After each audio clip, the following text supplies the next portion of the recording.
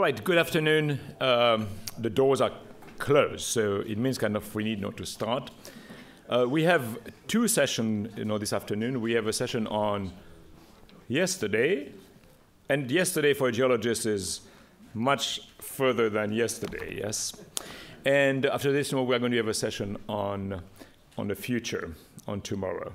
This session on yesterday, I'm going to give a first talk, and John Anderson is going to come next to talk about how the siliciclastic interacts, and also the basement, kind of the morphology of the shelf, interacts now with the reefs. Bill Presh will give us some very interesting talks on the past, but not as far back as John Anderson and myself will be looking at. He's going to look at probably the last 10,000 years about. And Neil Slowey, I don't know if you have met Neil Slowey so far.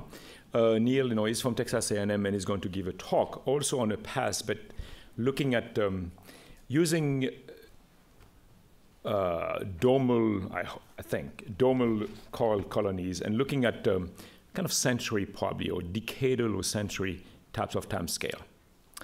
And we will have I guess, an intermission for half an hour, and we will finish now with the future. Okay. So we are going to go and look at a time scale at about, about 20,000 years.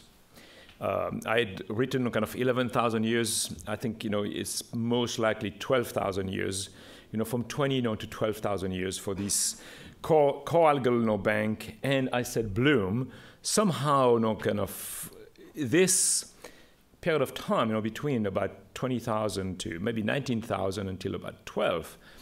This was a window, a great window of opportunities for this coral algal bank, kind of to grow on the edge of the shelf edge, mostly offshore Corpus Christi, on the South Texas continental shelf. This is the work I'm going to show you. It's kind of old work, resurrected, for this occasion, but also, some work that is quite unique. After Razak, nobody else, did any geology on this bank. And so the work we did, kind of in the 1990s, also triggered a series of proposals to go and drill these reefs. And we have not been successful yet. And at the end, I'm going to tell you a little bit about the situation in terms of the potential drilling of these reefs. And here I need to acknowledge, kind of the graduate student at that time, Andrei Belopovsky, who this work was part of his PhD.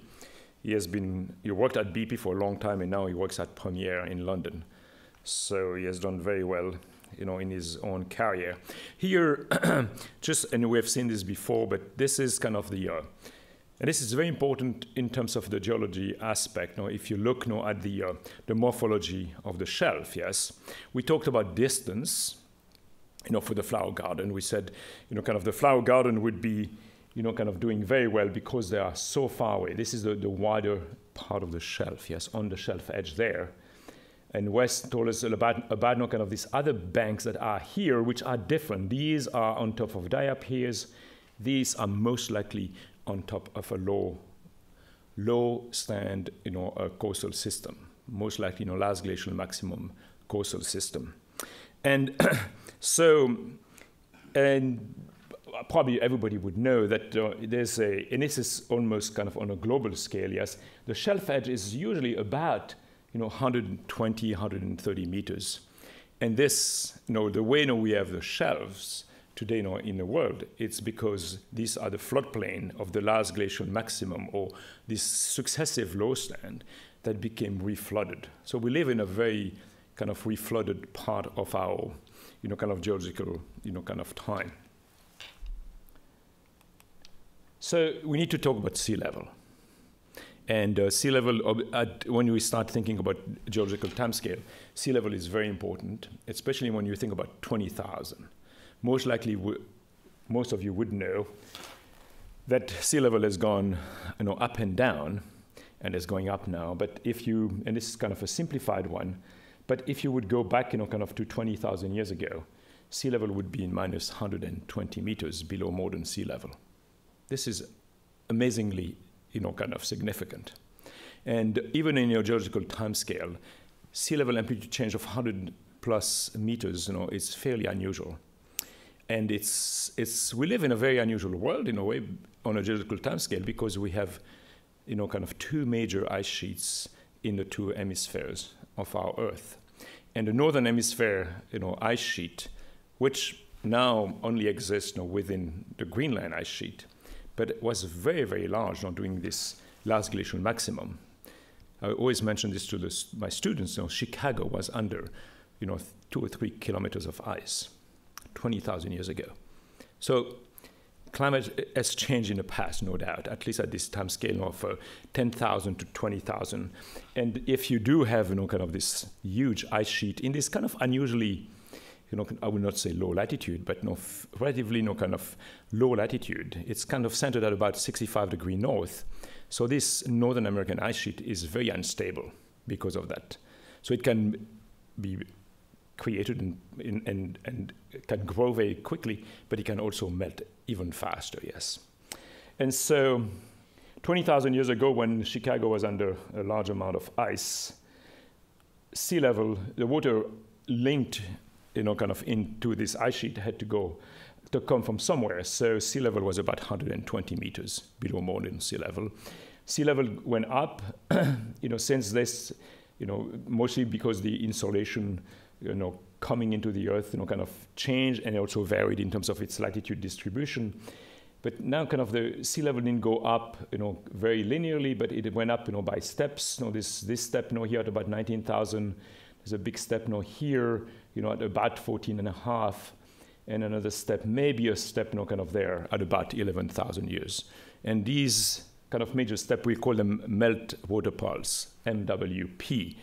And just here, for instance, kind of this melt water pulse 1A, at about 14,000, 600 and 13,500, sea level was going up very fast, 4 meters per century.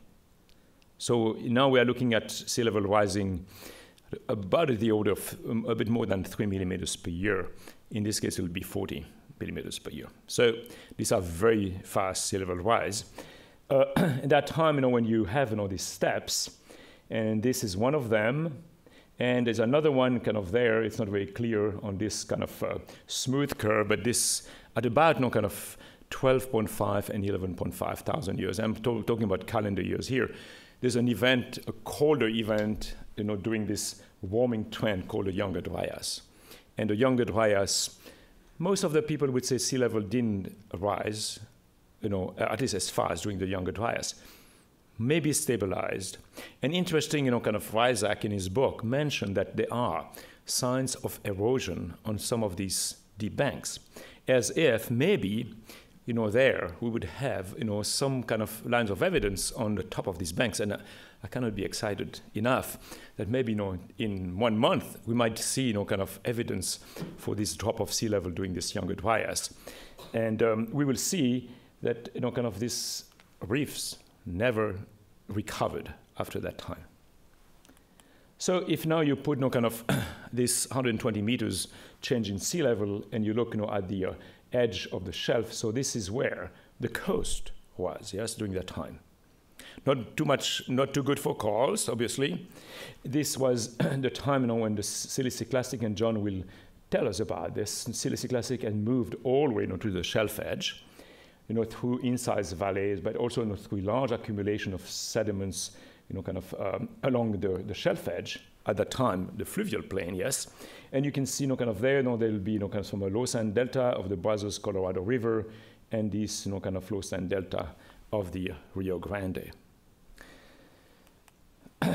So this is kind of what, and we saw this very beautifully, kind of this morning on some talks where, kind of the flower garden would be just, at the boundary of these nepheloid layers, or at least at this high turbidity, kind of shelfal types of waters that covers, kind of the northern and the southern Texas shelf, yes. And this is most likely, and we talked about the nepheloid layers, the reason why, at least, kind of today, this reef, are not doing very well. So I took, kind of this map from NOAA, and I kind of blew up, a little bit, kind of the scale, kind of there in terms of showing the the color scheme there, but we are going to focus, here in this coral algal bank, in the South Texas shelf edge, and these are red dots there. Most of them are there. So, kind of the way that they are described, kind of there on this map, they are described as hard bottom versus mud, this mud blanket that John Anderson is going to talk about. And so there's also kind of here, there's maybe some sand, kind of in the zone here, but most of this shelf, is covered with this very fine sediments, clay, rich sediments. So let's kind of move, kind of to and focus in this area. So this bulge there would, be in a way the low stand delta of the Brazos, Colorado River would be located. This will be, the Rio Grande low stand delta. And I would imagine John is going to mention this, in a much clearer way. And interesting enough, kind of these set of about 20 or 25, kind of drowned banks, or banks, from north to south, are located, more or less along, kind of the contour lines, yes, about 80 to about 100 meters, and between, kind of this bulge of the low stand delta of the Brazos, Colorado, and Rio Grande, yes, like an embayment, kind of between these two low stand delta. So imagine doing low stand, this reef would not have existed, but somehow doing, kind of the reflooding of this system, these reef were able to grow during this very interesting time, during this early part of the deglaciation. So I just kind of plotted here, the depth, the bank top, and also, kind of the base of this exposed bank. And what really, kind of when we first kind of plotted this, based on the data from Isaac, so there might be some more data, and we will have plenty of more data in 1 month. But you can see that, kind of the top of this bank seems kind of to be always kind of about at the same level, yes? So about kind of 60, 65 meters. Not all of them, but most of them, yes. And this was based maybe not on the best bathymetric survey. So once we have a very good bathymetric survey, we would be able to find out if this is really a rule, yes, that this bank somehow decided to stop growing. And that tells you something, yes. If all these banks suddenly, kind of stop growing at the same elevation, it would tell you. And if you can show that, this is a synchronous, it would tell you that, kind of something happened to this bank at that time to stop, to make them, kind of totally, kind of. They are still, and for our dear colleagues biologists, these banks are still, alive. But for geologists, they're not really alive because they're not really accreting, kind of a lot of calcium carbonate. And so, so if I try to go back, just to show, here, so this will be, kind of the base of this exposed bank. So, and west stories about, it's about kind of the maximum, above seafloor would be about 20 meters. So it's not maybe as exciting as you would think, as a carbonate sedimentologist, if it's only 20 meters, yes. I'm going to show you that, it's much thicker than what there appears, on the seafloor. Oh, and here I have to go back again, sorry. So very little material has been dredged from these. So in the Rezac book, kind of it says, kind of these they recovered dead coral, coralline algal nodules. So we call them coral algal for this fossil bank, but we don't have much, kind of data, kind of to really say this for sure, yes. And there's only 1 or 2 dates of corals on top of this bank. And one of them, is from Dream Bank, and the date on Rezac book is, 10,500 years. And if you now correct this, with calendar year, it's about 12,000 years in real years, yes. So that's what we know, about this. So, okay, now we have this bank. So we did, and it was in the mid-90s when we had some colleagues from France who came here. And Bruno Marseille was developing at the time, a new high-resolution seismic system to do 3D seismic. But But I'm going to show you some multi-channel seismic line that we did during that time, because this 3D system kind of didn't work as well, but it was just a test. And you will recognize here our southern bank, kind of the Mickey Mouse, bank here. You can see kind of this would be kind of about 80.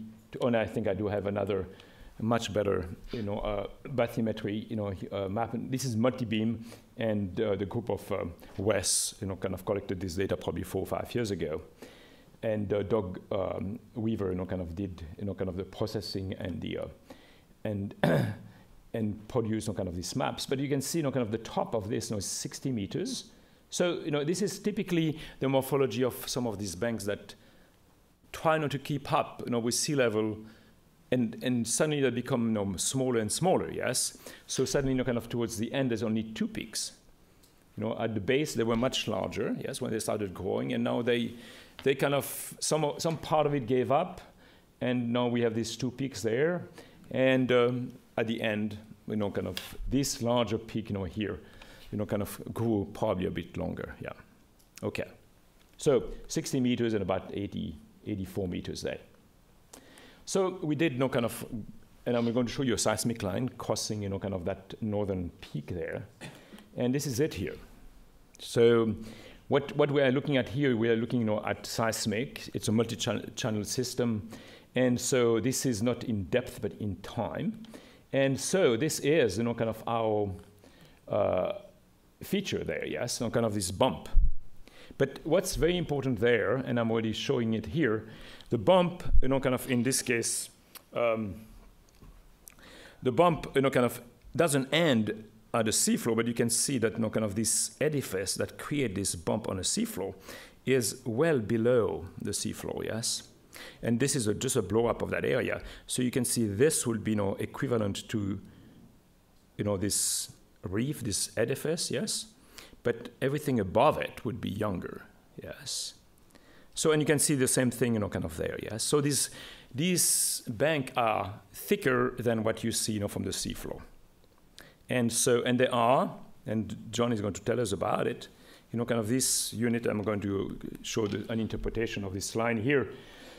So, kind of the edifice, and you can look at it either in color or, kind of in black and white. But so we could identify in this series of lines, first this unit A, which is partially faulted, and this, the boundary between the green and the yellow is equivalent to what, John Anderson's group, would call, kind of sequence boundary, or this major boundary related, kind of to the drop of sea level. And after you have this yellow, unit which is below the reef, and so we would say, kind of this is most likely, but we don't know because we never drilled it.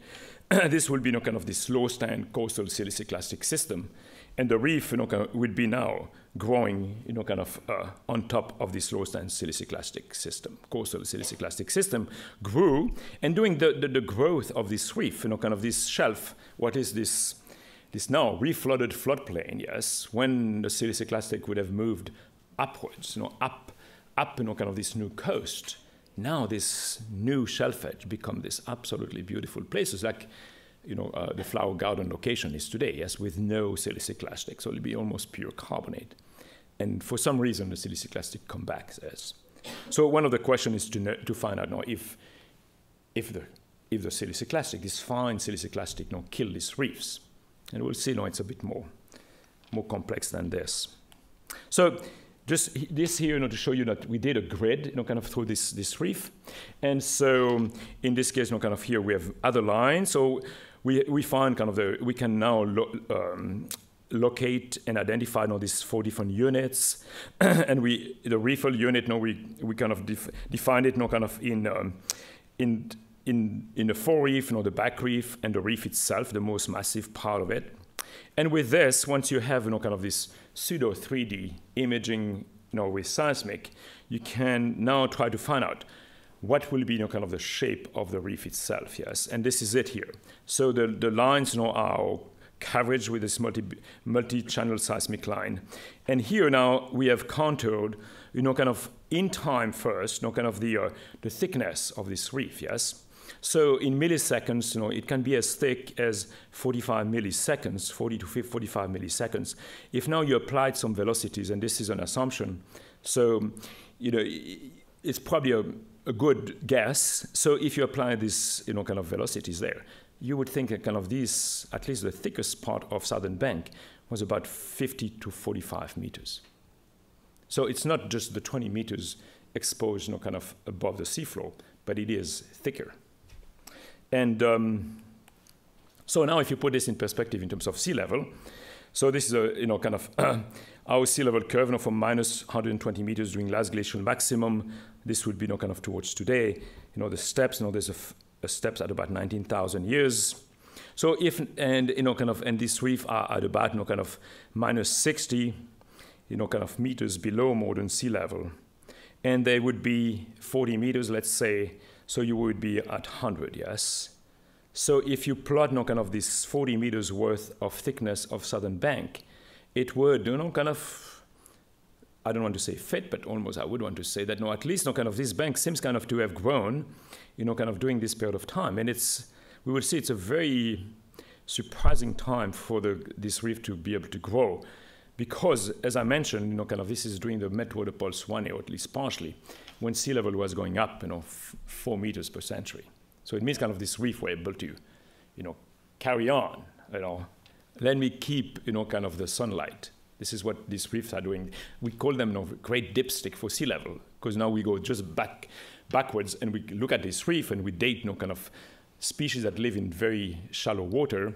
And now, by dating them and knowing at what depth they are, we can now reconstruct kind of sea level. As a matter of fact, kind of all these dots there are based on old reefs, mostly kind of in the Caribbean of Barbados, but also of Tahiti. So, but this coral algal reef from the Gulf of Mexico, the southern kind of Texas shelf, seems kind of to have occurred during this time of major sea level rise, kind of about.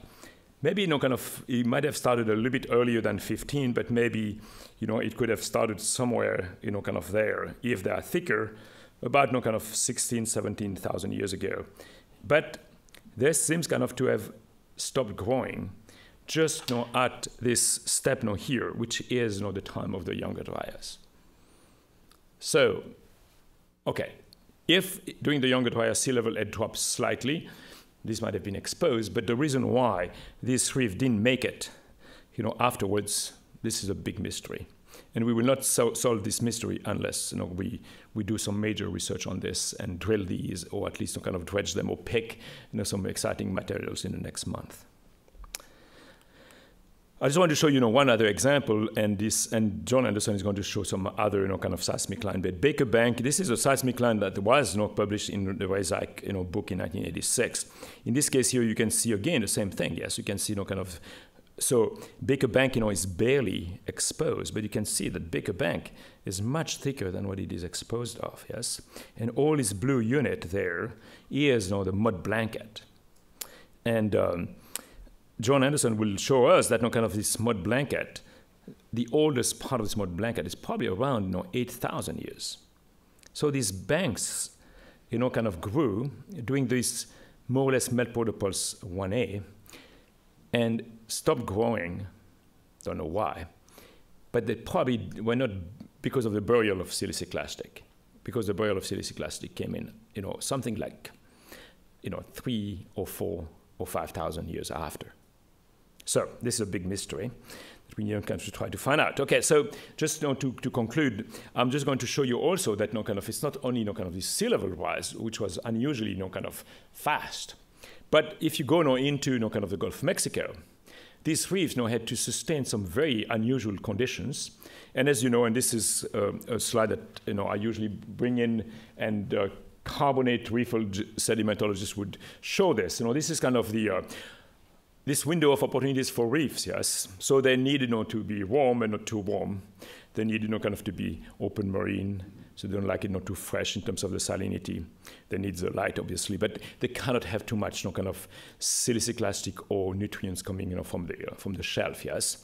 So you would think that for this reef to grow so fast, and I didn't mention it, but if you think about this reef grew probably 4,000 or 5,000 years.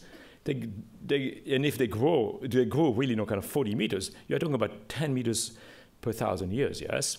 So you would think, you know, these conditions would be, you know, what we should find, you know, in the Gulf of Mexico. And it's kind of just the opposite.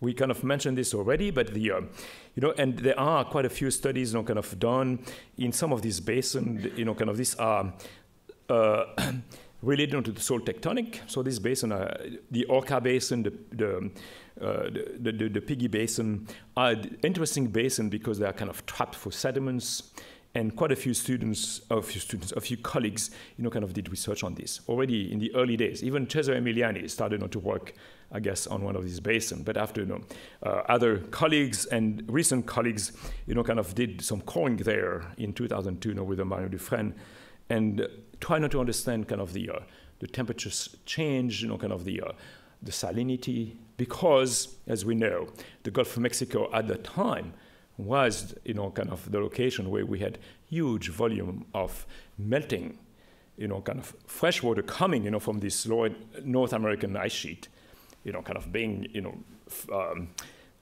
feeding, you know, kind of the Mississippi River and bringing, you know, kind of this huge freshwater system. So here I'm showing a picture of Ben Flower, who was, you know, kind of in the past 10 years, you know, very much, you know, active in terms of trying to understand, you know, kind of this paleo temperature and also kind of the flooding of all this meltwater pulse, you know, in the Gulf of Mexico. And unfortunately, you know, kind of he passed away in July. So a large group of students kind of did some work. You know, here, one of them, you know, kind of Williams published quite a few papers, and the last one in 2010. And here, you know, this is, you know, students do take, I mean, we do have methods, you know, we call them proxy. How do you know paleo temperature, yes? Well, it just happened that, you know, if you are a little foraminifer, I cannot go into the details, but, you know, there's not only, you know, calcium carbonate in seawater, but there's also a lot of magnesium. And for some reason, kind of these farms would also integrate some magnesium into their test of calcium carbonate. So there'll be, you know, kind of, you know, a few, you know, kind of smaller concentration of magnesium than calcium, but also kind of people have shown that, you know, kind of this concentration of magnesium would be somehow related to temperature. So I don't want to go into the details here, but the temperature, you know, during this period of time in the Gulf of Mexico, you know, increased nicely. I mean, this is wonderful, you know, kind of the, and this is two different types of species, you know, of Globigerinoes ruber. And so, you know, from 21 degrees, you know, here, you know, to about, you know, kind of 26 degrees during this period of time. The temperature, you know, of this other species, but the white, you know, kind of type, also, you know, temperature, you know, was also nice and warm, quite warm. As a matter of fact, almost as warm as what it is today. So the temperature is probably not an issue. If you think about, you know, kind of the melting of this Laurentide ice sheet, you know, kind of through the Mississippi, at least at the beginning of it, so the meltwater, you know, kind of pulse, we can also measure it, you know, through oxygen isotopes. And so the meltwater pulse, you know, would be here, you know, about, you know, 14 and a half, 15, you know, kind of the maximum of it, 15,000 years to 13,000 years, exactly at the time, you know, with this reef, you know, we're growing. Maybe, you know, the southern Texas, you know, shelf was not seeing, you know, the meltwater. But that's another issue. And also, and John is going to tell us about this, you know, if you look, you know, kind of now in some of these basins, here is this rate of sedimentation on the Piggy Basin. And you can see, you know, kind of the rate of sedimentation was extremely fast until about 13,000 years. And at 13,000 years, the rate of sedimentation decreased dramatically. And this will be, you know, most likely about, you know, kind of 12.9 when, you know, kind of the Mississippi would not be anymore, you know, kind of the drainage system from this Laurentide ice sheet, but it would, you know, now the melting water would go to the North Atlantic through, you know, kind of the Canadian, you know, pathway. So, I mean, we have very little data on these reefs. There seems kind of to fit that they would have grown during this meltwater pulse 1A at a time when the conditions should have been excellent in order for them to be able to grow so fast and so well. But, you know, it seems kind of the conditions in the Gulf of Mexico at the time were not that good.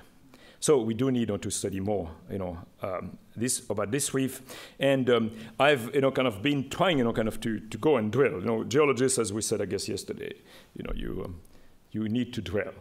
And it's what we do all the time, you know, at least if not drilling, we core. we want to find kind of some material within this reef. So we have a drilling test supposed to happen. It's supposed to have happened kind of in the early part of this year. This has been postponed, but we are hoping that we can do this test sometimes in the winter when the conditions of the sea are good. We like we have had a proposal to drill kind of this reef kind of 3 or 4 sites within Southern Bank and also with Baker Bank in order to understand better kind of and to try to answer some of these basic questions that I have asked kind of in my talk. I mean, first of all, why this reef was doing so well, but also why they were doing so well in this period of time when the conditions were pretty die hard for them, kind of to be able to keep up with sea level, but also, kind of which type of substratum did they grow on? Yes. So was this really the low stand coastal deposits, siliciclastic coastal deposits at minus 120 meters, 100 meters? And also another big question to hopefully we will be able to answer, is kind of to find out why they stopped growing. All right, thank you very much.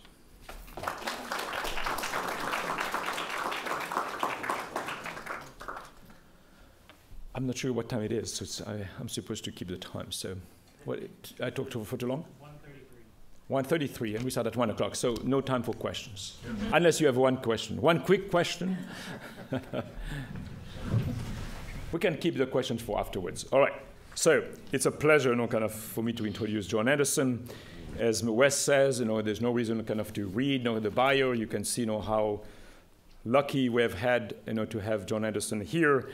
He has been here for quite some time, but he has a very unusual, kind of research portfolio.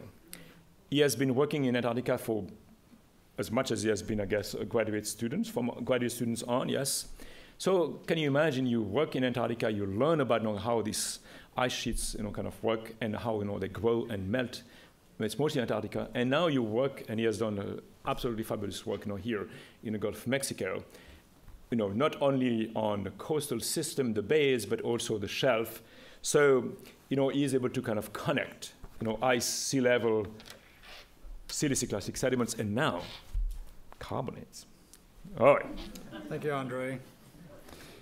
Yeah, along those lines, I have a good friend, Mike Field, who's a carbonate geologist, and like Andre, he gets to travel to all these beautiful places, Tahiti and Fiji and all these places. I go to different part of the world. And I tell Mike, I say, if you believe in reincarnation, I can envision you and I standing at the pearly gates. And we get there, and St. Peter looks at you and says, Mike, you've been a really good guy. And so I'm going to let you go back, and you're going to get to be a carbonate geologist. So you're going to go to all these wonderful places, and you're going to live in Santa Cruz, California.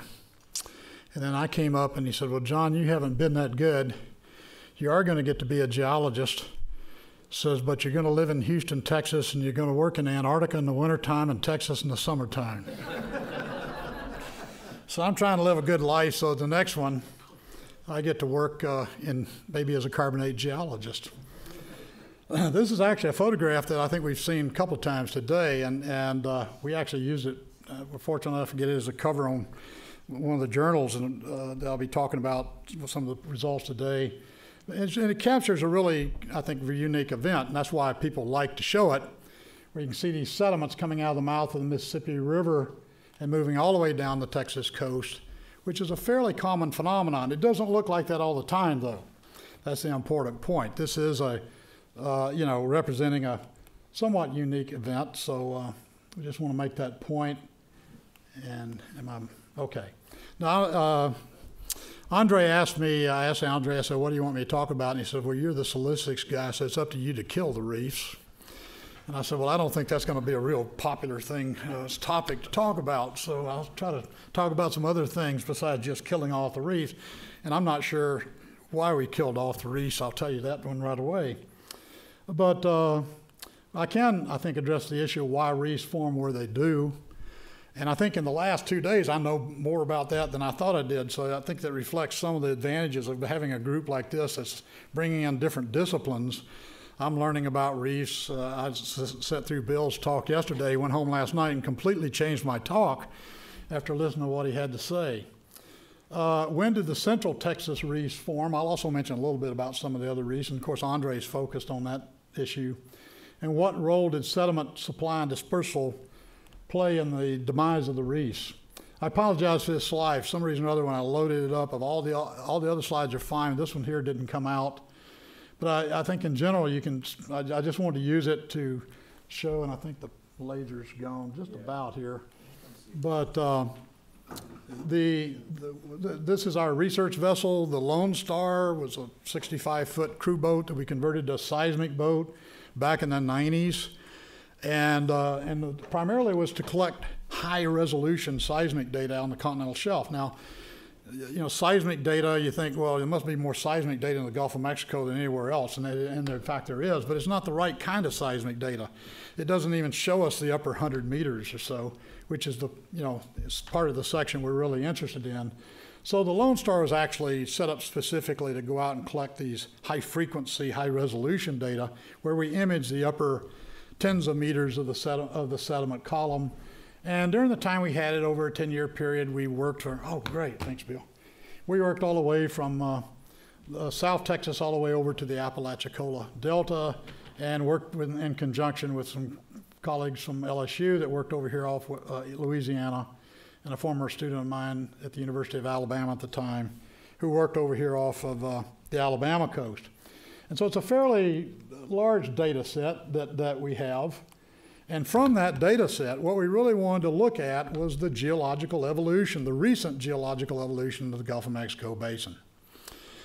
And one of the reasons we wanted to do that is because, for a whole range of reasons I won't go into, the Gulf of Mexico basin is an excellent basin to understand sedimentary processes, basin evolution, things that geologists are interested in.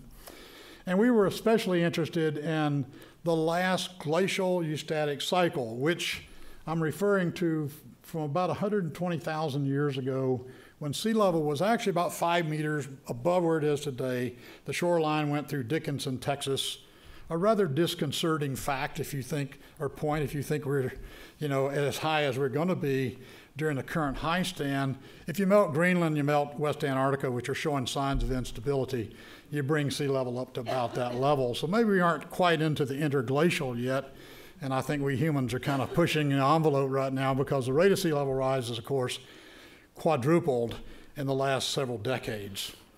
And so as sea level fell, this is when the ice sheets were forming, as Andre mentioned. It fell episodically because the ice sheets are, they're not all around the world and all expanding at the same time. They're expanding and contracting, but there was an overall fall of sea level of about on average 125 meters, culminating about 20,000 years ago in what we call the low stand. And then sea level rose rather quickly, and this is just typical of glacial eustatic cycles. Ice sheets take longer to form than they take to get rid of. So this sawtooth pattern, the slow fall and rapid rise, is pretty typical of at least the last few glacial eustatic cycles. Now, what we wanted to do was sort of see how deposition out on the continental shelf in the Gulf was responding to the sea level rise and fall. And in fact, we put together a series of maps. This map here shows this period of time when sea level's falling. And interestingly enough, if you lived in the Gulf of Mexico 80,000 years ago, it didn't look anything like it does today. In fact, there were huge deltas out there. In green here, the Brazos Delta, which was almost as big as the modern-day Mississippi Delta. The Colorado Delta in pink, the Rio Grande Delta. These rivers formed huge deltas during that time because the sea level was falling. The rivers saw that fall. They downcut their channels, and they purged their valleys where they had been storing all these sediments, and all that sediment went out to form these deltas. During the low stand, sea level was located out at the shelf margin, and that's when the reefs, as we've said, were forming. For sure, the flower gardens were forming at that time. And then during the transgression, we get these banks like Sabine Bank, things like that, which are grave markers to old barrier islands being formed. So that information at least just kind of gives you an overview of the fact that at least over 120,000 years, the Gulf of Mexico has changed a heck of a lot. And if you lived in Texas 80,000 years ago and you drove down to the coast, which would have been 100 miles south of here, you would have been driving through cypress swamp, very much like what you drive through when you cross over into western Louisiana, across the causeway there, all the way down to the coastline. No barrier islands at that time, so it was very different from the modern day coast. Now we've talked, I added several slides after I heard Bill's talk yesterday, but this is actually a seismic section, or a couple of seismic sections, and so you're just looking at the layers here, the reflections, the seismic reflections represent layers. And in this case, we're looking at about 100 meters, so we're looking at a pretty high resolution seismic record that we collected using water guns and very special types of tools to collect these data. And so we use these records. Now this line here goes offshore, and so we're going out across the continental shelf to the slope. You can see this big pile of sediments here, which is actually a delta that formed out there during the low stand when the river mouth was located right there at the shelf margin, 125 meters of water. This line here is actually a line that goes along the 100-meter isobath, and here is what you started. We've been talking about these reefs being reefs being perched up on top of these domes, and this kind of gives you a perspective of what we're talking about. We're coming up on the reef or up on the dome, and there are the reefs. Drop down into a basin. It's all filled with sediment. Another basin, and then we come up onto another one of these domes, and we get reefs. So the reefs are there because they're on tops of the domes, and they don't like these muddy basins. They don't like to grow in muddy basins. I think that one of the things that hasn't been mentioned is that one of the reasons, clearly this seismic section shows that at this interval of time, there was a lot of sediment being dumped out here on the shelf. And in fact, that's the Trinity River incised valley right there. That is the mouth of the Trinity River. And just off the slide, the Brazos River converges with it. So those two rivers converge. And it was the sediment being delivered out here from those rivers that fill those basins and form these deltas. And that's not a very good environment for reefs. But as soon as sea level started to come up, and as you saw, it came up pretty quickly, those river mouths, those valleys were flooded to create bays. And so the fluvial valleys or the fluvial deltas shifted dramatically onshore. And I know you can't see it here. There's actually reflectors that dip landward here. And so you rapidly force that depot, that source of fine-grained sediments landward, and then that water cleans up and you allow reef development. So I would argue that that change from deposition of this reef, which represents very turbid waters, to a surface that's formed right there represents the time when the reef, conditions for reef conditions improved considerably. And I think Andre's pretty well nailed it in terms of the timing, that this was right after the glacial maximum. And we know that by 13,000 years ago, there's no reefs based on some radiocarbon dates we have, we have in this area. I just put this slide in about 2 hours ago when I ran back over to my class because I didn't know there were reefs here. Again, the advantage of having a group like this until breakfast this morning when I sat, I think, with Billy here, and he was telling me about some reefs that occur down here offshore of South Padre, and I thought, wow, well, that's kind of interesting because we know that there's a ridge there made up of sand that's an old Colorado delta. It's actually a wave-dominated delta. In fact, it's reflected in the bathymetry. These are our seismic data, so you can see we've got a pretty good tight grid of data. And I'm not going to throw in any other slides, but that's just a map that shows this thickness of this reef, which actually manifests itself as the seafloor as a ridge. And I wouldn't be surprised, Billy, if your reefs aren't sitting on top of that structure. It'd be interesting to find out. So when did the reefs form? So what I've just talked about is why they form. I'll talk a little bit more about that as we go along. When did they form? Well, Andre's already talked about that. You have to flood the shelf. They can't live in dry land, so as long as sea level's low, then there's no reefs there. But as soon as we start to flood the outer shelf, that's when we begin to see reef development. Now, let's talk specifically in this case about the central Texas reefs, and they actually don't occur quite out at the shelf margin.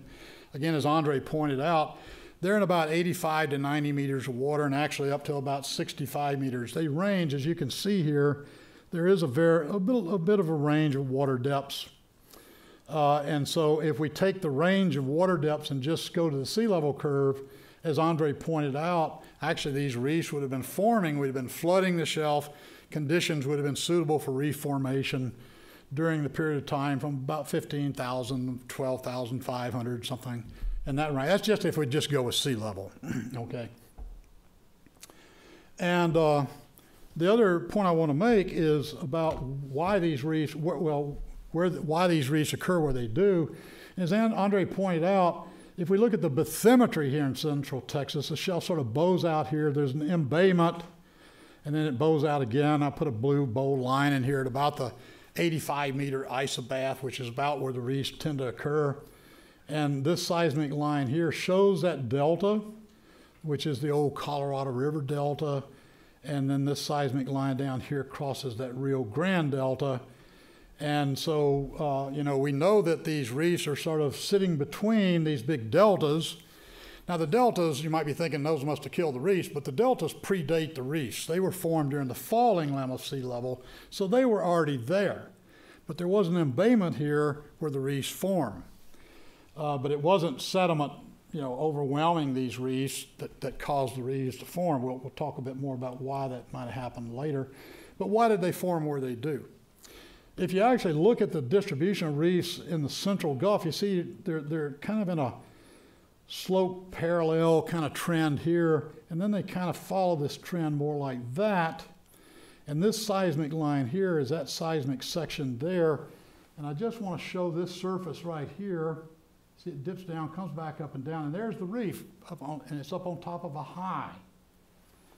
And that's a ridge, and actually that ridge is there. Different ways form ridges, one's form reefs. But in this case, that's a high because it's actually been eroded behind it. You can see those reflectors have been eroded. So that's actually a valley, a cross-shelf valley, river valley. It was mapped by Henry Berryhill 30 years ago. That extends sort of obliquely out across the shelf, and that formed the high on which the reefs, at least in this part of the Texas shelf, nucleated. Not sure about these because we just, I haven't looked at those in any detail. So I think we know why the reefs form where they do. I think at least the ones we've looked at, there's a good geological reason why they're there. And I think, like I say, sea level rise, one of the big effects of sea level rise is to flood the river valleys to form bays. And so instead of having the rivers directly introduce that sediment into the Gulf, creating the turbid waters that are unsuitable for the reefs, we get a situation where you flood, you create the bays, and then the sediments are being dumped in the bays more, and less of that sediment's getting out on the shelf. We've worked in all these bays, we've shot seismics, we've drilled holes, and we know these bays were big repositories for sediment from about 12, 13, 14,000 years on, depending on the bay we're looking at. What did the sediment supply actually do in terms of the sediment, the reefs? Did the sediment actually impact reef development? Was that what took out the reefs? Well, Andre has sort of already given you a punchline, but let me show you the evidence here. This is that seismic section I just showed you. There's the reef. It sort of sits up on a sort of a bank here, but that's not, that bank is really a remnant from an erosional valley up dip. And so initial flooding would have come through here somewhere as sea level was rising. We do have lagoonal deposits that we've cored into back here. And in this case, we do have drill core. We do not have drill core through the reef, but we have a drill core here. We have a drill core there. They're not, in fact, here are the drill cores. I don't know if you can see them, but there are 3 of them there. And we looked at those drill core, and one of the nice things is that you can see that the seismic reflectors here are sort of layer cake type stratigraphy. So if you date the reflectors in one location, it's fairly easy to follow them out across the basin and then date someplace where you may not have a core, but just by following the reflectors. And in fact, the core that went through the center of the basin, we had a nice long core, And we got something like, I forget how many, but around 25 or so radiocarbon dates. They're all in stratigraphic order. They give a nice progression, and they tell us that's the Texas mud blanket.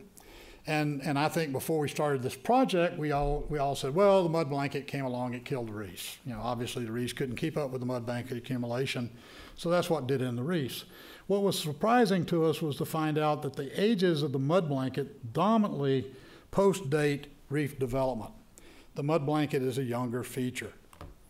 And so here again is the timing of reef formation. That's the accumulation rate of the mud blanket. It was pretty slow at about that time.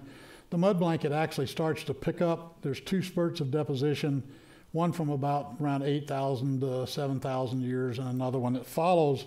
Most of the deposition occurred much later, well after the reef ceased to exist. And using this, you know, these dates from these isolated drill core, we can take the reflectors and we can map them out. I had a student that did that, Robert Waite, and we can actually map out packages of strata and sort of study how this mud blanket evolved through time.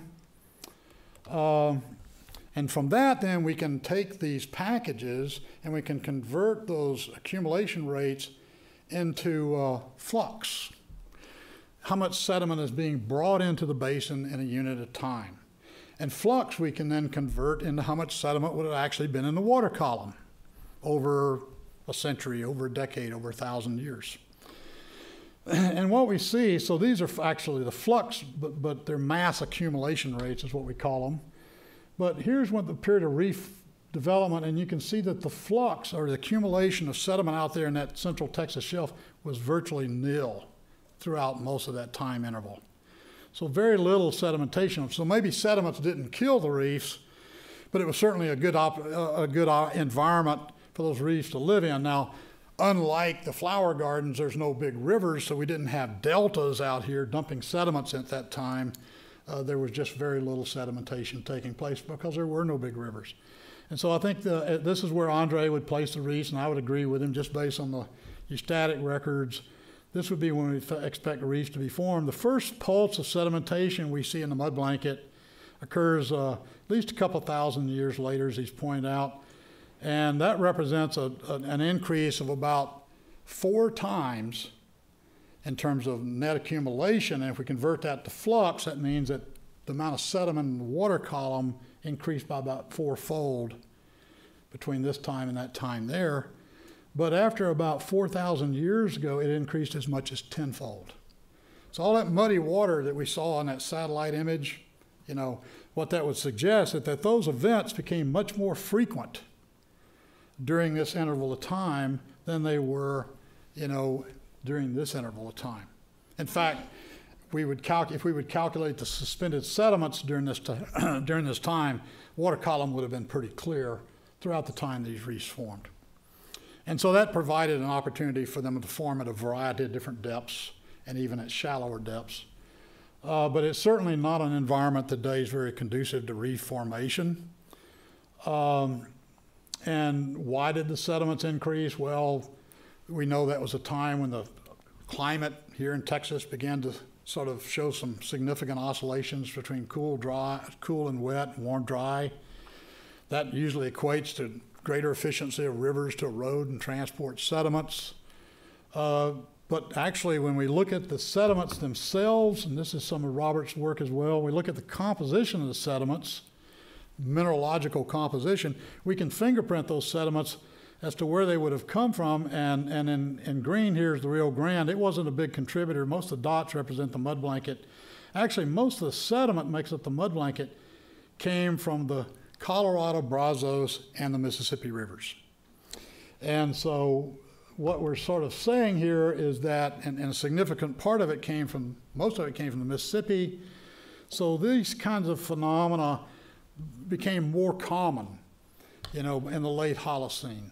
And I would argue that that's probably what drove, you know, this shift to a much higher sedimentation type regime in terms of greater water turbidity, and a system that's really not suitable for reef development. And in fact, if we go back to there was no time even with these climate oscillations in the last 4,000 years when conditions were suitable for reef development. And the magnitudes of change that we're going to see due to climate change are probably going to be similar in magnitude to those things. So maybe that's telling us about what kind of responses we might expect to see to climate change. If anything, it's going to more than likely increase even more sediment supply. I don't think we're going to see things shift back to when, you know, conditions were suitable for reef formation. So I'll stop there. I'll put these conclusions up and you can read those. And I guess I have 2 minutes maybe. Yeah. Yes. Hey, John. Those flower gardens continued to grow, those two salt domes. Was it because the Mississippi was over on the right with its load to the east and the Colorado was over to the west, and that these domes were able to continue to rise unabated? Or what do you attribute the rise to the dome? During that period of time, Mississippi Canyon was still active. So a lot of Mississippi River sediments were going down Mississippi Canyon and out into the deeper basin, bypassing the shelf. Actually, the same thing was happening in the area of the flower gardens. The Trinity Valley, which we mapped, called the Brazos Valley. The sediments that were moving through those valleys were bypassing the shelf edge, going down and filling basins out on the slope. And so then as sea level rose, we might expect to see that sort of shift landward, but it happened so quickly, happened very quickly, that we flooded those valleys. We created these sort of bays that existed out there on the outer shelf. And the shift from sediment being delivered into the Gulf of Mexico basin to sediments being deposited within bays or trapped within bays appears to have happened almost instantaneously, at least from a seismic perspective. It looks like it happened very quickly. It makes sense. Those bays are pretty, those valleys are pretty flat. So when you flood back into them, you know, you flood way up valley, and that sediment source gets shifted 30 kilometers inland. Probably happens within a century. It could happen within a century. But in terms of the two flower garden domes, the ones to the east didn't grow, you know, all the other banks, and yet the flower gardens continued to grow. And they were on trend, so I'm just wondering what's the thinking on that? Not really sure. I hadn't thought about that. Don't know if that has to do with sediment supply and turbidity. May well, you know, these domes are active features. Yeah. And so they're not all going up at the same rate. Could well have to be that, you know, could indicate that one of those domes was actually still elevating while the other one was not. One more question? Well, thanks very much, John.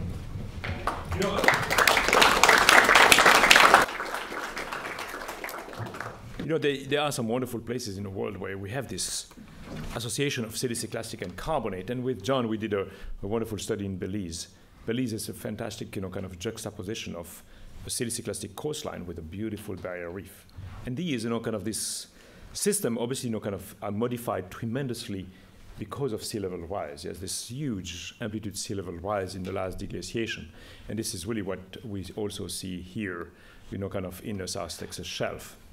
One other, you know, kind of question that people have told us for many years now is to say, okay, these reefs, you know, are growing 30, 40 meters in a few thousands of years, maybe 4,000 or 5,000 years or 6,000 years. What makes them so good, yes, at growing? Especially because we don't know of any acroporal matter in the northern part of the Gulf of Mexico. The acroporas, Felmata and cervicornis, you know, somehow are not in the northern part of the Gulf. So you cannot create, you know, the framework that you have for this reef in the Caribbean. And I've had so many of these questions until Bill Precht, you know, find, you know, some acroporal matter, you know, in the northern Gulf, and has found, you know, some also acroporal matter kind of earlier on. So we couldn't have had, you know, kind of this session without Bill Precht, you know, here, because he has data he has not published yet. It's in print, hot, almost. And so Bill is going to talk to us about Back to the Future, the history of acroporid corals at the Flower Garden Gulf of Mexico. I bet we're going to drill them in South Bank one day. Okay. Okay, I have about an hour's talk, because I gave it yesterday for an hour, to give in 25 minutes. so I'm going to talk really fast. What I'm going to talk to you about today is the history of finding recent acropora as well as fossil acropora at the flower garden banks over the past decade. And I'd like to thank my co-authors here, Ken Delars, Emma Hickerson, G.P. Schmal, Marissa Nuttall, and Rich Aronson. And all these people have been involved in either the discovery of and or the work on the manuscript since we made these discoveries.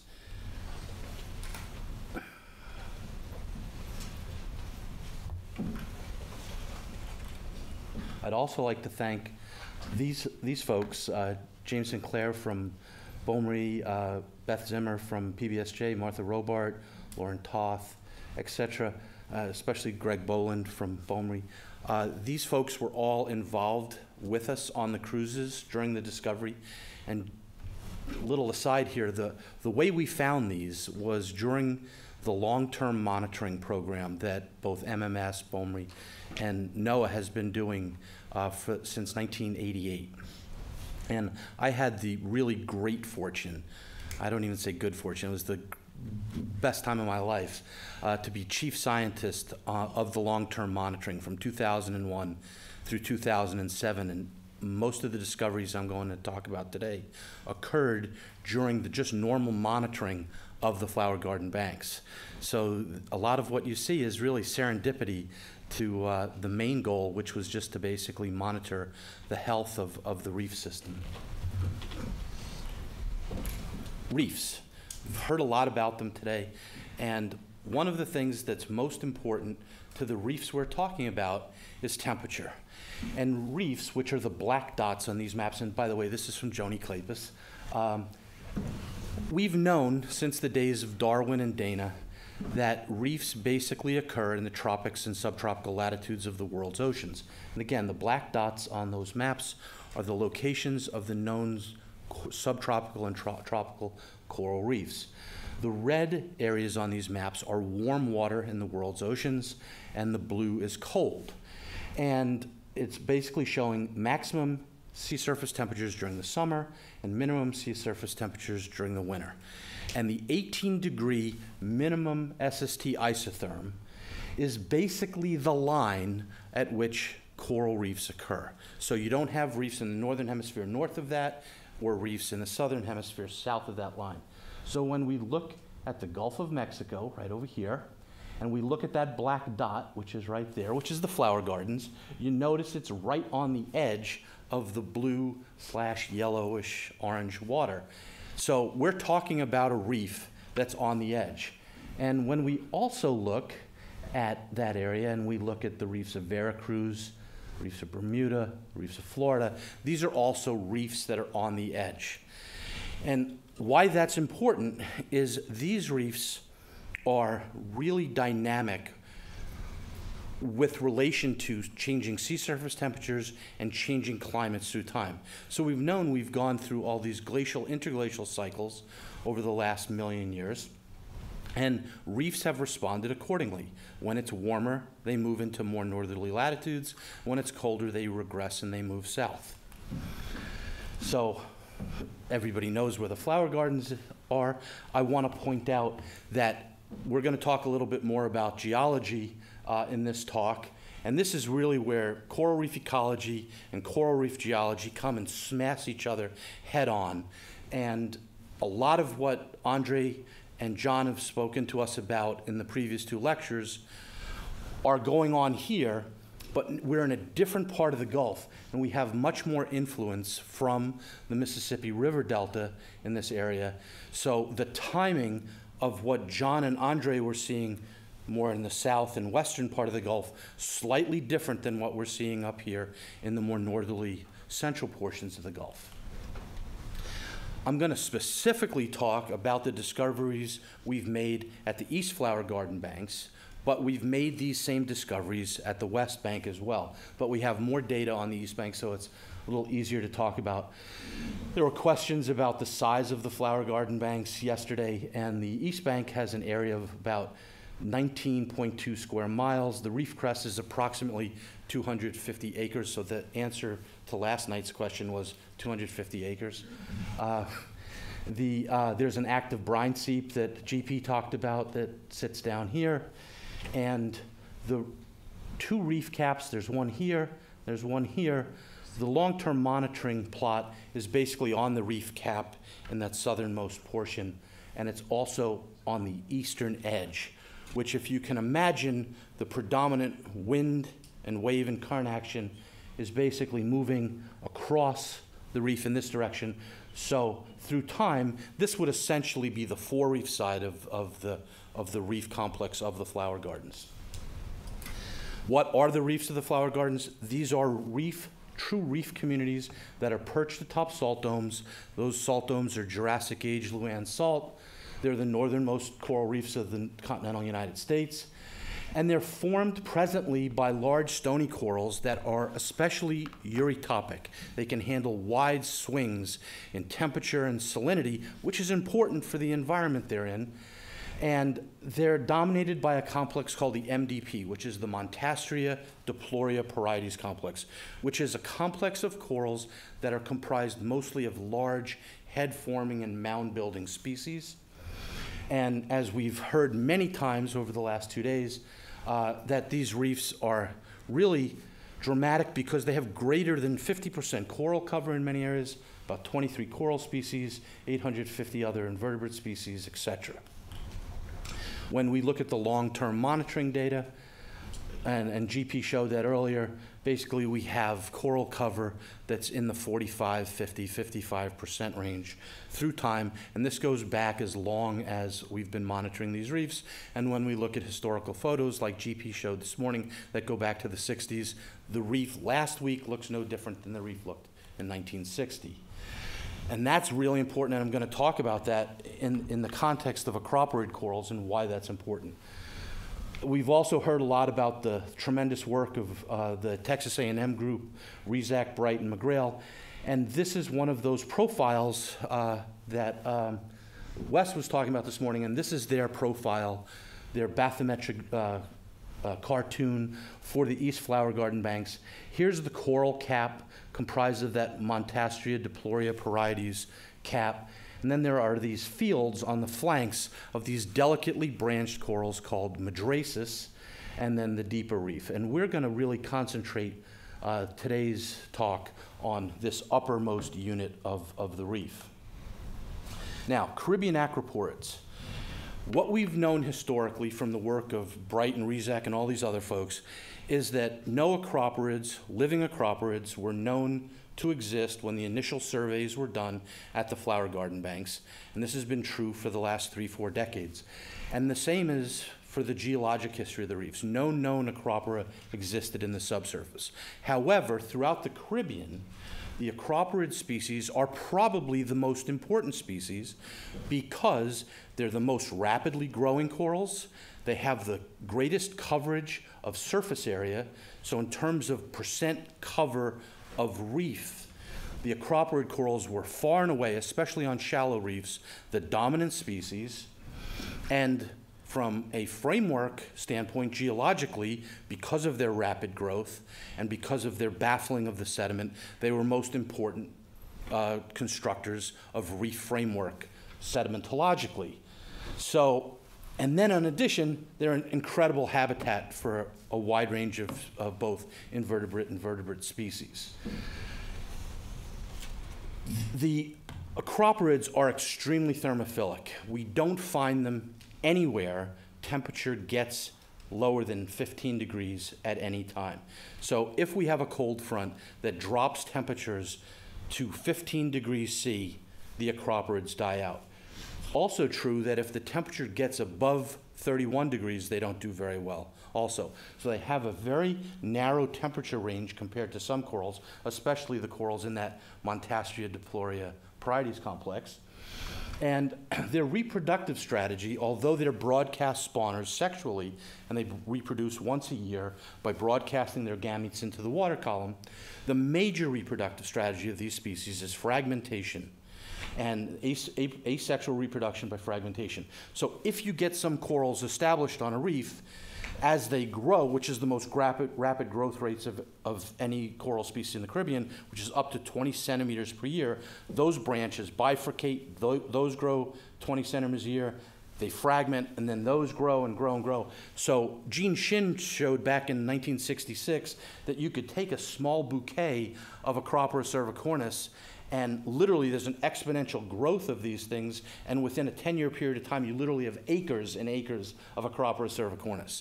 So once these guys get established, they can really take over a reef quite rapidly, and many people thought them to be the weeds of the reef.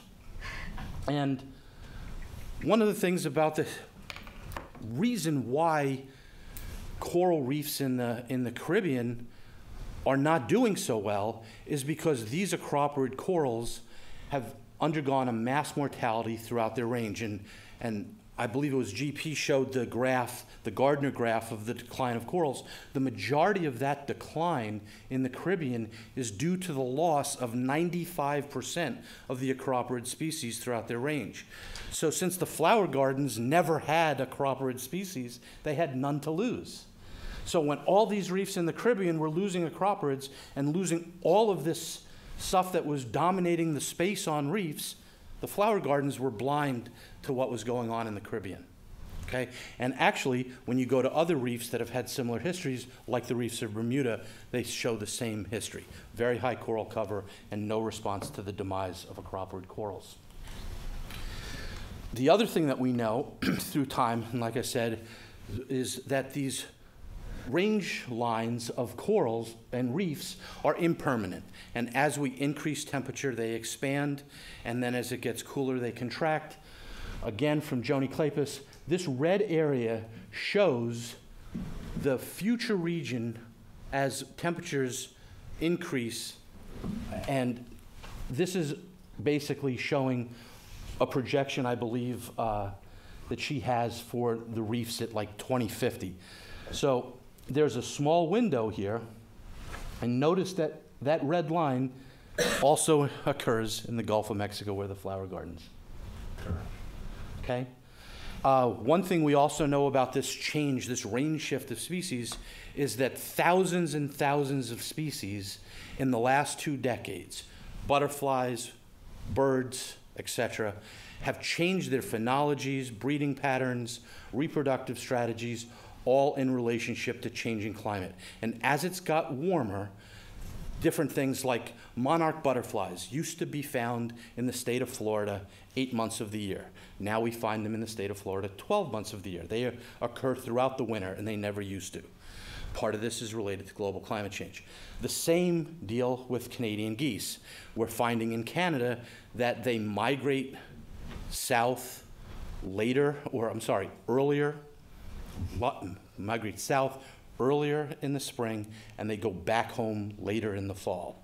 So with that said, what is the response that we have seen to corals throughout the Caribbean?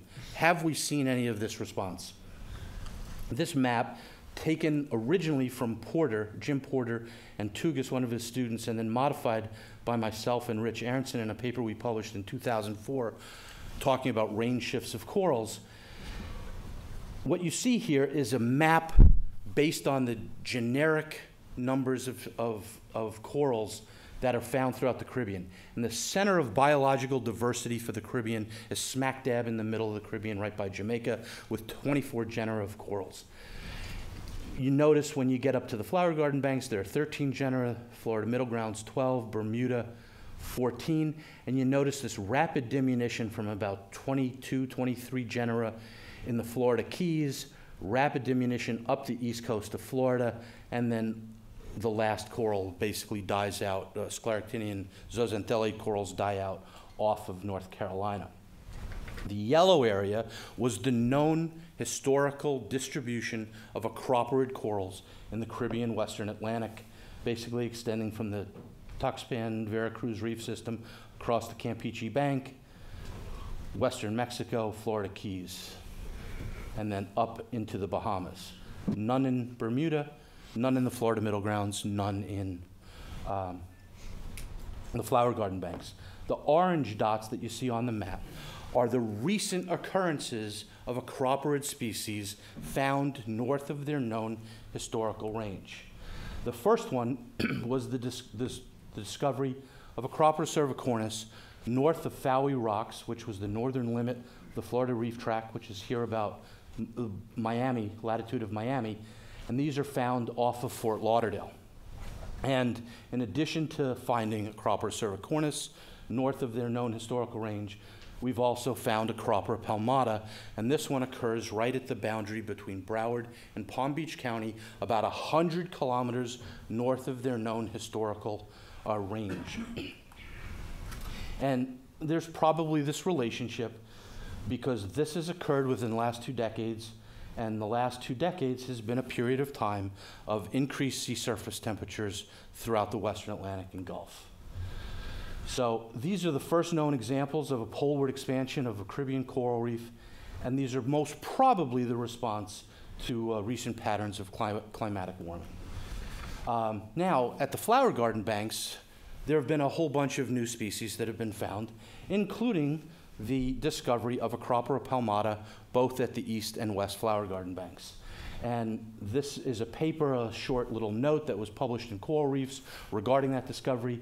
And this was the original colony that was found at the west flower garden banks by James Wiseman and Sarah Burnett. And then the lower picture is a colony that was originally discovered by Beth Zimmer, and that photograph was taken by Emma Hickerson. That picture was taken back in 2006. It is the most beautiful little colony of a cropper palmata you've ever seen. It sits in 23 meters of water, and it has a resident 3-spot damselfish. This is what that coral looks like last week, and this is a picture taken by GP out on the reef. And this is actually growing and expanding, and this is over the past, say, 7, 8 years since its discovery. And in that time, that reef has seen hurricanes, a bleaching event, some disease outbreaks, and repeated aggression from that 3-spot damselfish, which you see still housed in residence at that coral. So hardy little guy and resilient, and seems to be doing quite well. Well, earlier we talked about how do corals get there, and GP showed these maps of the currents throughout the Gulf of Mexico. And that map, what you see here, is temperature again. The red are warm currents, the blue are cooler currents, and you can actually see the Caribbean current ripping through the Yucatan Channel, loop current, and then becomes the Florida current, and then eventually the Gulf Stream, and these eddies that sprawl off the loop current in the Gulf. Well, we know that there are acroporid corals over here in the, again, Tuxpan, Veracruz area, the western side of the Campeche Bank, the eastern side of the Yucatan, including Cozumel, Cancun, etc., western Cuba, and then, of course, the western and southernmost portion of the Tortugas and the Florida Keys. So there are numerous places where acroporid corals live that could seed these. Where do they come from? Well, we did genetic analysis, or at least Ileana Baums from Penn State did some genetic analysis of these corals, and all she was able to say that they were from a Western Caribbean population stock. She couldn't tell us specifically which reef area it came from. But the bottom line is they have to get there, and they are getting there. And when you get into the weeds about this and you start looking about how can they get there, from laboratory studies, it shows that Acropora pelagic larvae is competent from 5 to 20 days. And when people from Minerals Management Service like Alexis Lugo and others have studied the amount of time it takes to have drifters go from, say, Veracruz to the flower gardens or Campeche to the flower gardens, it's a lot more than 29 days, a lot more than 29 days. So I'm not going to get into the details about how they get there, but they are getting there. We know that, right? So, and that's the work of Alexis Lugo Fernandez. So let's talk now about the geological aspect, and this again is where the geology and the biology of what I just talked about kind of come rushing headlong into one another. During the Middle Holocene, there was a period called the Holocene thermal optimum. This was between about 8,000 years ago to about 5,500 years ago, give or take. And there's evidence from both terrestrial and coastal environments that species expanded their ranges northward in the northern hemisphere, related to this increase in both air and sea surface temperatures. And this is taken from the IPCC. These are all these various temperature records from all sorts of proxies: peat bogs, glacial records, ice core records, coral records. And the black line is a smoothed curve for temperature through the Holocene. You can see here, this is 12,000 years before present, getting from very cool, warming. And then this line here has been the historical average since 1950. And you can see that during the mid-Holocene climatic optimum, that temperatures were warmer than recently historically present. But then, as we get later into the Holocene, or into the the later Holocene, it gets cooler and cooler and cooler. We have a couple blips here of the medieval warm period right here, and some of those records are warmer than today, but then a real drop-off and a cooling at the Little Ice Age, which ended maximum at about 250 years ago, and then to present-day temperatures here. So what I'm going to talk about is what the response of the reefs at the flower gardens were to this changing climate through time. And here's just a quasi-log scale of that same graph, basically from the full-blown glacial max through the Holocene optimum, medieval warm period, Little Ice Age to present, but again, quasi-log scale, so it's a little compressed. Well, do we have anything that gives us an indication of how these reefs would have responded during this climatic optimum period?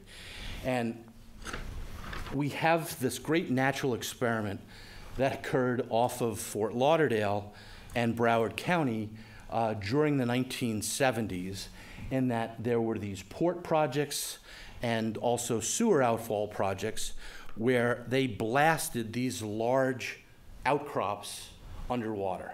So imagine building a road underwater and blasting and having these beautiful outcrops of these reefs in cross-section. And when they blew these reefs up, they basically exposed in cross-section Acropora palmata and Acropora cervicornis fragments everywhere in these sections. This is in an area where historically acroporid corals did not grow and have only recently arrived. And Robin Leidy, who was the first person who worked on this, dated these corals and came up with dates between 11 and 6,000 years before present, sort of matching up with that climatic optimum during that period of time. And in fact, this ridge right here that you see that goes the entire length of Broward County and ends up in Palm Beach County is a major barrier reef system dominated by acroporid corals that's 10 meters thick, that occurred between 11 and 6,000 years ago. So the Florida Reef Tract, 6,000 years ago, basically extended 150 miles north of the present-day limit of the Florida Reef Tract, which is Fowey Rocks. And that barrier reef system, 150-mile long, unbroken barrier reef system, must have been one of the most amazing reefs to have seen.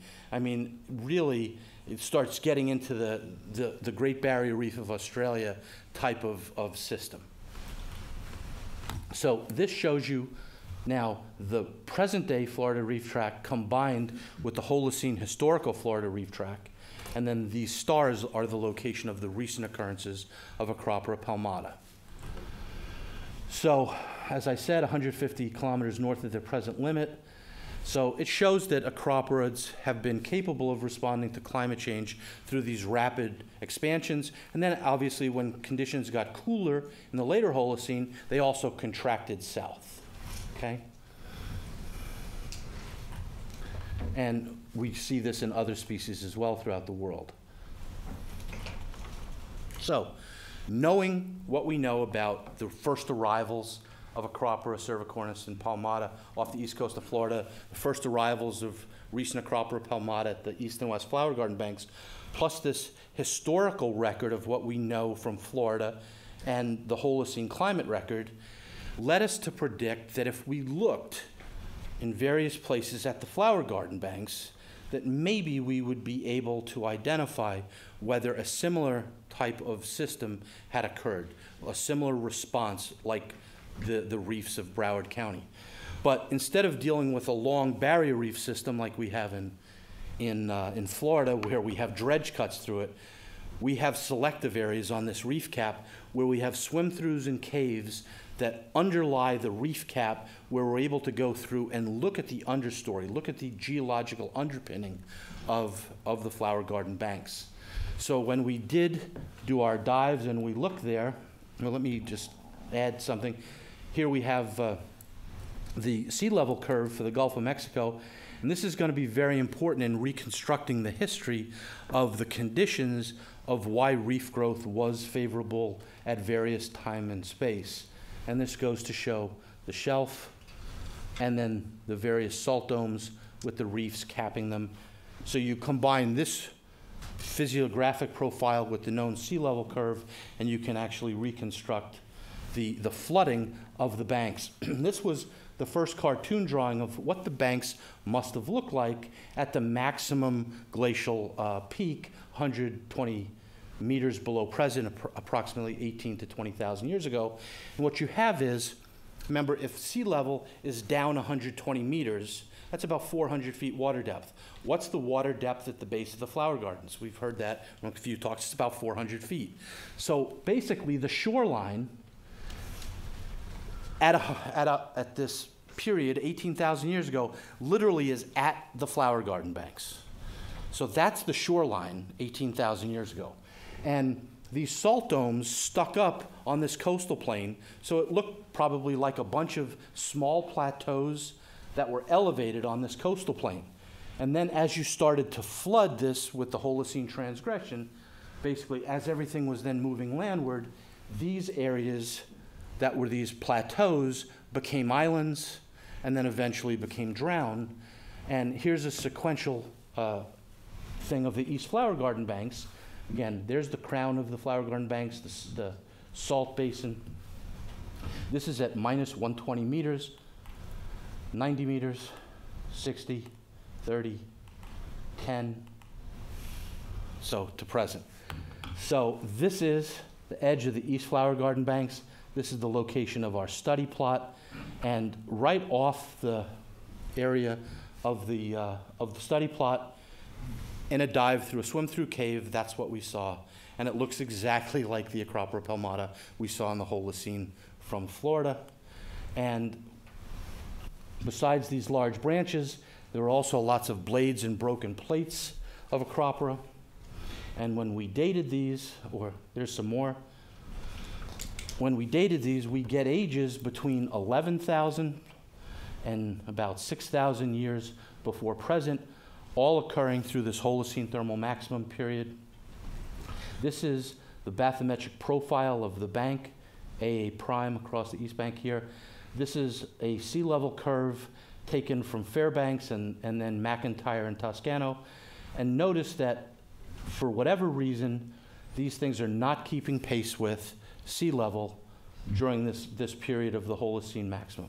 And there's a couple things that are going on. One is sea level is rapidly rising here, but the conditions right here towards the end of the Holocene thermal maximum start deteriorating. So basically the corals are not able to grow up and keep pace with. And because of the shape of the bank and because of the narrow portion of the size of the cap, they basically have no landward place from which to then continue to relocate.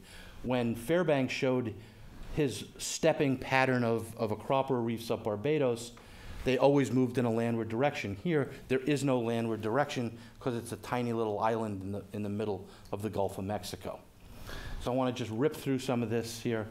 So clearly the banks supported a shallow warm water coral assemblage dominated by acroporids up until about 6,000 years ago. that community lagged behind sea level and got colonized by the Montastria Deploria eurythermal complex that we see today. Now, serendipitously, we thought that was great, and we found our Palmata Reef underlying the Montastria Reef. But a couple hurricanes recently blew some of this madrasis field in deeper water open. And here are some of these blowholes in the madrasis field from the hurricane. And when we were diving, literally, this is a picture of the first discovery of a fossil Acropora cervicornis at the banks. That's my dive buddy Ken DeLars. And I'm looking in that blowhole, and I see these fragments that don't look like that yellow pencil coral. And when we got up and looked at it real close, were branches of Acropora cervicornis. Now, we thought that was all part of the same Acropora story. And told the story yesterday, but I got back to the boat, and GP had been there for the initial discovery of the living Acropora and the fossil Acropora palmata at the banks over the years. And I get back to the boat, and I open my BC pocket, and I pull out these branches of Acropora cervicornis, and he looks at me and he said, "Don't even joke with me, I know you brought them from Florida." And I said, "No, we found them out on the reef." And he went on a dive with Emma Hickerson like 10 minutes later, and they went into the area where we found these fossil Acropora, and Emma came back to the boat and said, not just did we find some Acropora cervicornis, we found a whole reef. And everywhere they looked in the subsurface under overhangs and swim-throughs, they basically saw these massive Acropora cervicornis in growth position.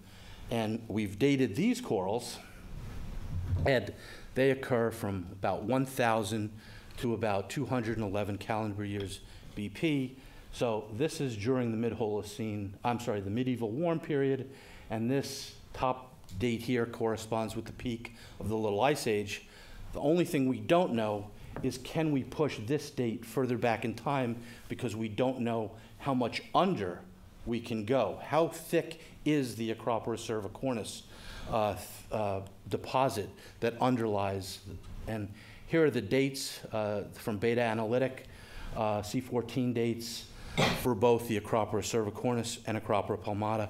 And Neil, that's the stuff I'll share with you. So basically, here's the peak of the Little Ice Age. It appears that this is when the Acropora cervicornis pooped out, and going up to present. Conclusions: has had profound implications. And I want to quickly talk about the summary.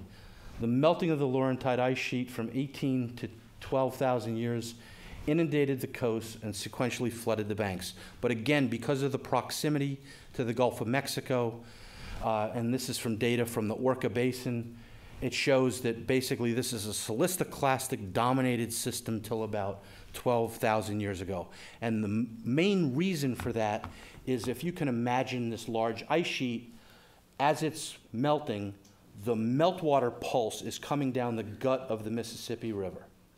So all of the meltwater from the North American ice sheet is coming into the Gulf, and then what happens is, as you melt the ice sheet back north, all of a sudden some of that water is then diverted into the northern Atlantic through the Hudson and St. Lawrence seaways, and then that basically changes the environment in the Gulf of Mexico, making it conducive to reef growth at about 12,000 years ago. The Acropora kicks off at about 11 at the Flower Garden banks and goes through the mid-Holocene. And the last slide I want to show is, this is a picture of Discovery Bay in 1975, a photo taken by Phil Dustin, and it's a deep reef. This is Acropora cervicornis in about 90 feet of water. This is Acropora palmata up to about 60 feet of water. Maybe this is 80 feet here. But it basically shows big water column, Acropora palmata, Acropora cervicornis. My bet is that this is what the Flower Garden Reef looked like circa 8,000 years before present. Thank you.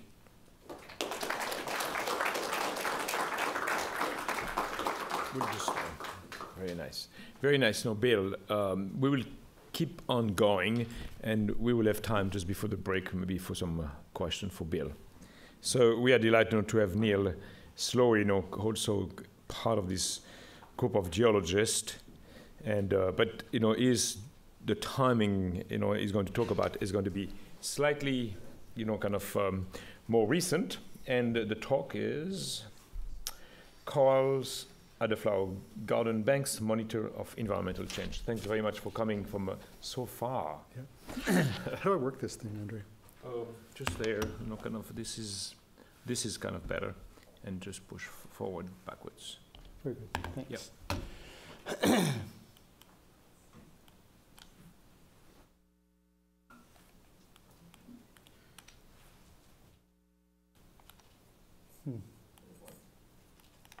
What are we doing here? There it is. So the first thing I want to do is recognize some other people. I've been fortunate enough to have some wonderful graduate students working on this project and some colleagues.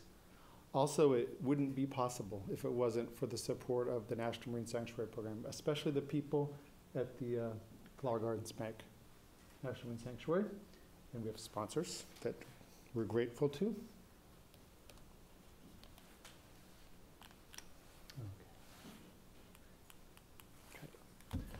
So you've heard a bunch of talks today already, and they're telling you that there's significant environmental change going on. Obviously, there's big changes from the last ice age in both sea level and climate and all sorts of environmental factors as you go from the last ice age to the present, so about 18,000 years ago to now. On more socially relevant timescales, that is the last several centuries to the present, we've had interdecadal, interannual, and intercentennial, I guess, type variations in climate. Now there's also global scale environmental effects that are driven by the actions of people. There's temperature changes associated with changing sea surface temperatures. There's absolutely certainty that there's changes in atmospheric CO2 levels, and there's very likely other changes in the environment associated with those. We know that there's increases in the amount of CO2 in the atmosphere and probably in the water also. That affects nutrient cycling as well. There's, with that, changes in the pH of the water. We've heard a bunch of talks about that already and great concerns raised because of that. There's potential regional effects with the river influx from the Mississippi. We heard, who was it? GP was saying, I think it was GP saying, he really worries about changes in oxygen levels associated with the shelf edge, I suppose, right? And that's from the Mississippi River, another river outflux. There's pollution effects. We saw people talking about along the west coast of Texas into Mexico about the tragic consequences of pollution for reefs. Fortunately, we don't see that at the Flower Gardens.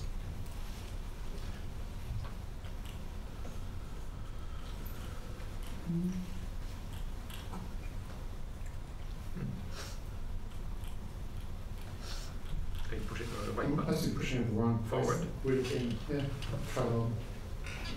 I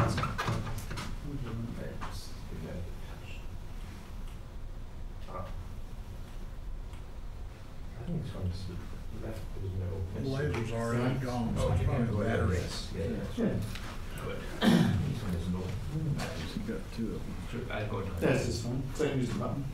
So here's a figure that shows atmospheric circulation over North America in the wintertime. This is the wintertime jet stream. I'm sure you've all seen pictures of the Weather Channel where they'll show like a dotted line and say, ooh, bad things are coming to the southeast U.S. as a consequence of this, or maybe up the East Coast or something.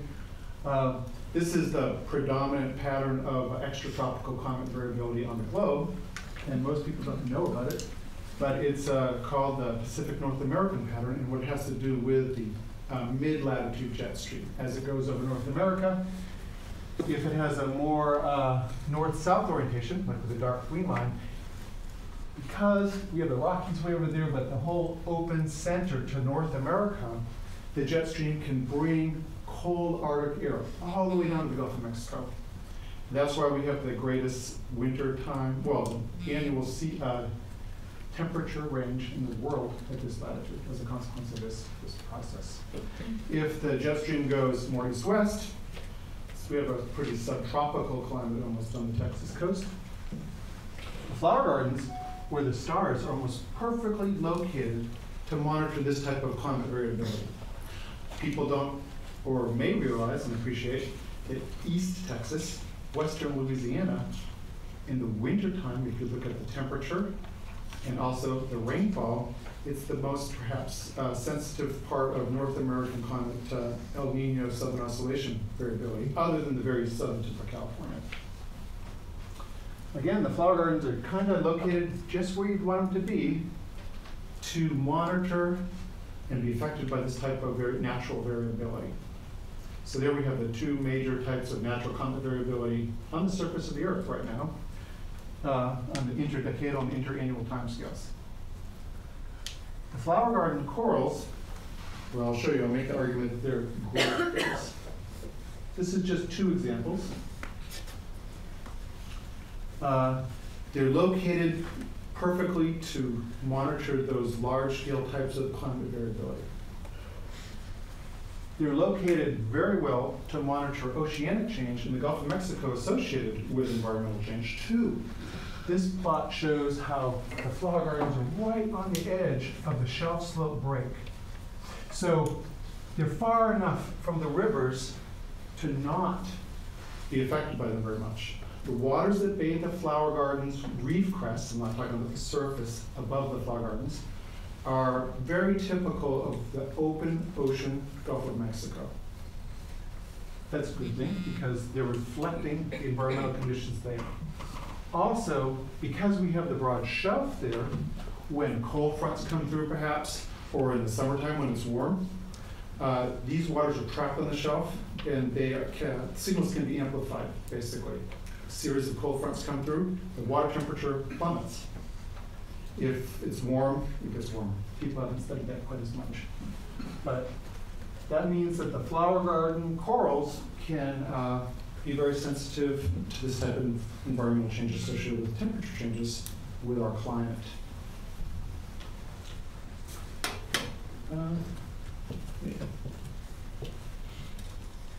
I think they're really pretty well located to monitor natural climate variability on both local and global types of climate variations and environmental change associated with all sorts of processes. Now, what we'd like to do is be able to reconstruct records of environmental change through time that go back so that we can have a sense of the natural variability that we have so we can characterize it. Yes.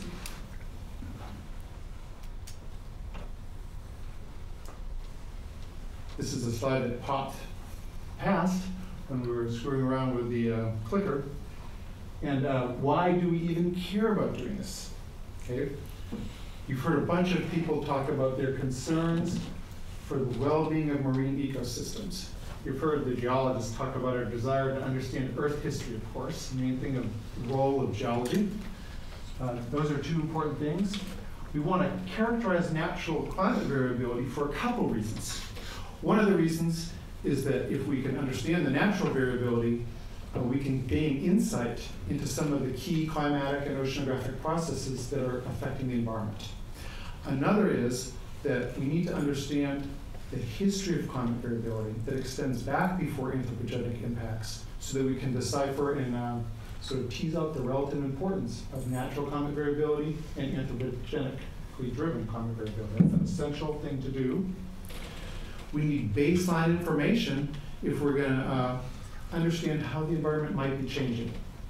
We care about all this because we like to make predictive models that are going to help us get a sense of what might be happening in the next 50 to 200 years, because that's important for society. In fact, it's essential. We also want to make policies to the best that it's possible to protect our marine resources. So we have to understand what's going on. The ideal thing to do would just have a record of carefully measured parameters such as temperature, salinity, alkalinity, pH, all these things by some chemist, some physical oceanographer, meteorologist. But the reality is it doesn't exist. Our understanding of the jet stream has only existed after World War II. There's not even a single measurement of it prior to 46, at least regular measurements, 1946. A lot of other things, such as water temperature and parameter measurements, as measured from the ship here. This is the TABS automated buoy system. You know, these measurements exist, but they're spatially disparate. They're also of not very much, the quality has improved steadily and dramatically over time, but we don't have very long records where we need them and of the quality that we'd like. So we're kind of stuck. So what are we to do?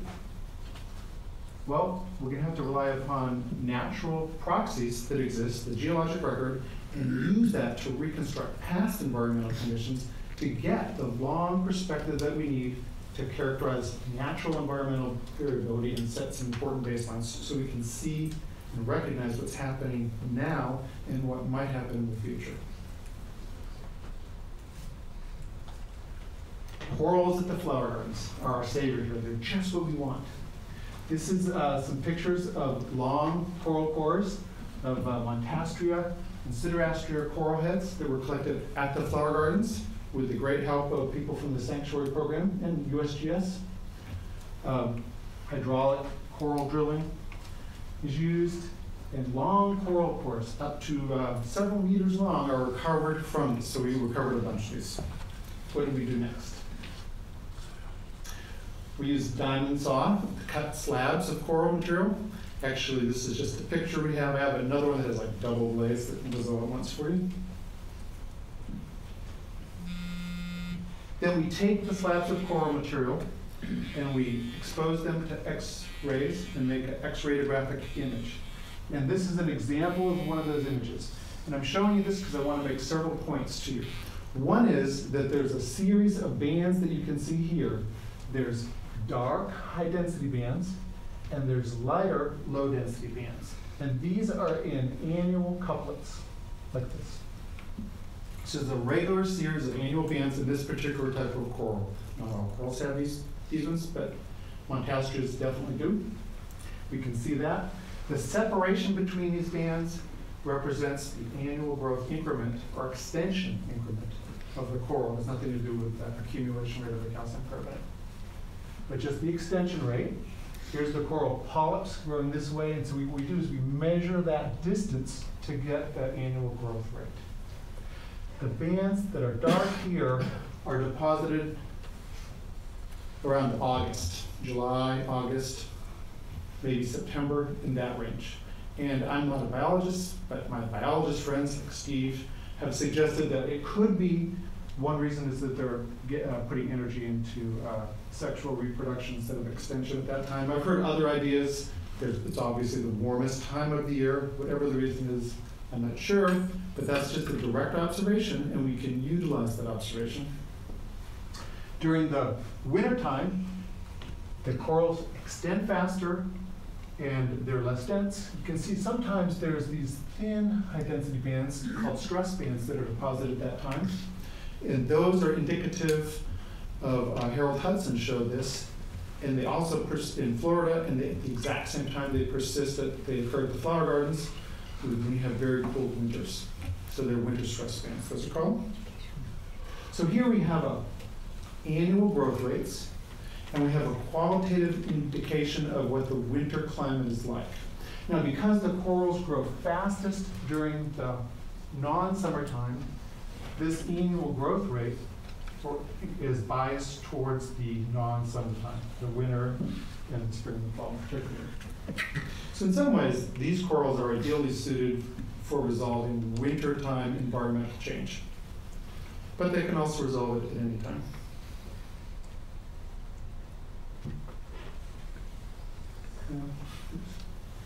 So,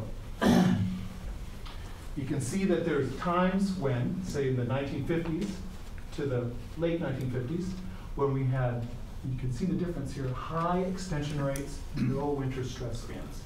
Then there was the point around 1957, 58, that winter, when we went into a period of lower accumulation rates or extension rates and the occurrence of stress bands.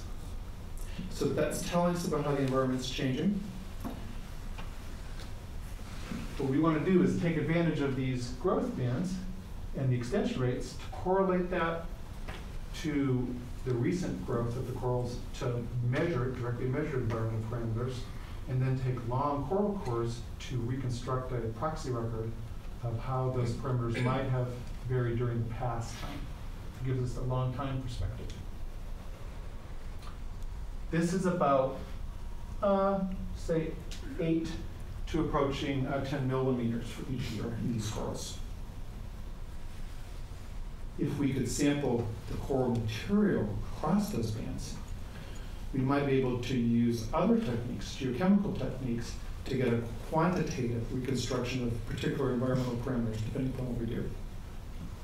So what I want to do today is I can't possibly go into detail because there's not enough time about the results. I'm just going to show you a whole series of examples that will hopefully lead you to the conclusion that the corals are excellent monitors of environmental parameters, and they'll also show you some of the stuff that we're actively working on. Some of it's completed already, actually, but they just can't show that to you because there's not space.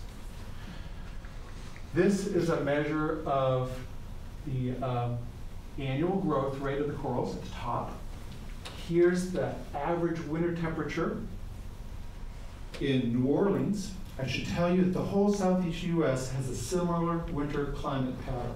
Basically, the pattern that occurs at one place is going to be the same as occurs in other places. It's a regionally very consistent climate pattern. If I put the minimum winter temperatures up here, you have a similar pattern to it, interestingly enough. Here is atmospheric pressure changes over the southeast US. And this is a measure of the orientation of the jet stream over the North Pacific, the Rockies, and actually the southeast US going into the North Atlantic. And what it tells you is this, that when the corals are growing slow at the flower gardens, it corresponds very well to colder temperatures. Notice here, interestingly enough, that you can have a 3 or 4 degree temperature swing in the average winter temperatures of the Gulf of Mexico, just depending upon this natural pattern of climate variability. And it actually got colder. Now this corresponds to a shift in the atmospheric pressure over the southeast US. In this case, we have an anomalously low pressures. When we have anomalously low pressure over the southeast US, they correspond and coincide to anomalously low pressures over the Aleutian part of the North Pacific and high pressures over the Rockies. And that's what dictates the orientation of the atmospheric jet stream. And this indicates that, consistent with what I just told you, that we have a more north-south oriented jet stream after 1957. That brings coal Arctic air all the way down to the Gulf of Mexico and lowers the temperatures tremendously in the Gulf of Mexico from the Texas all the way over to Florida.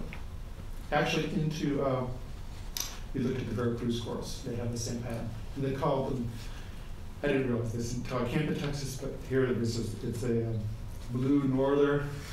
In Mexico, they call them El Nortes. Right? This is just one pattern of climate variability.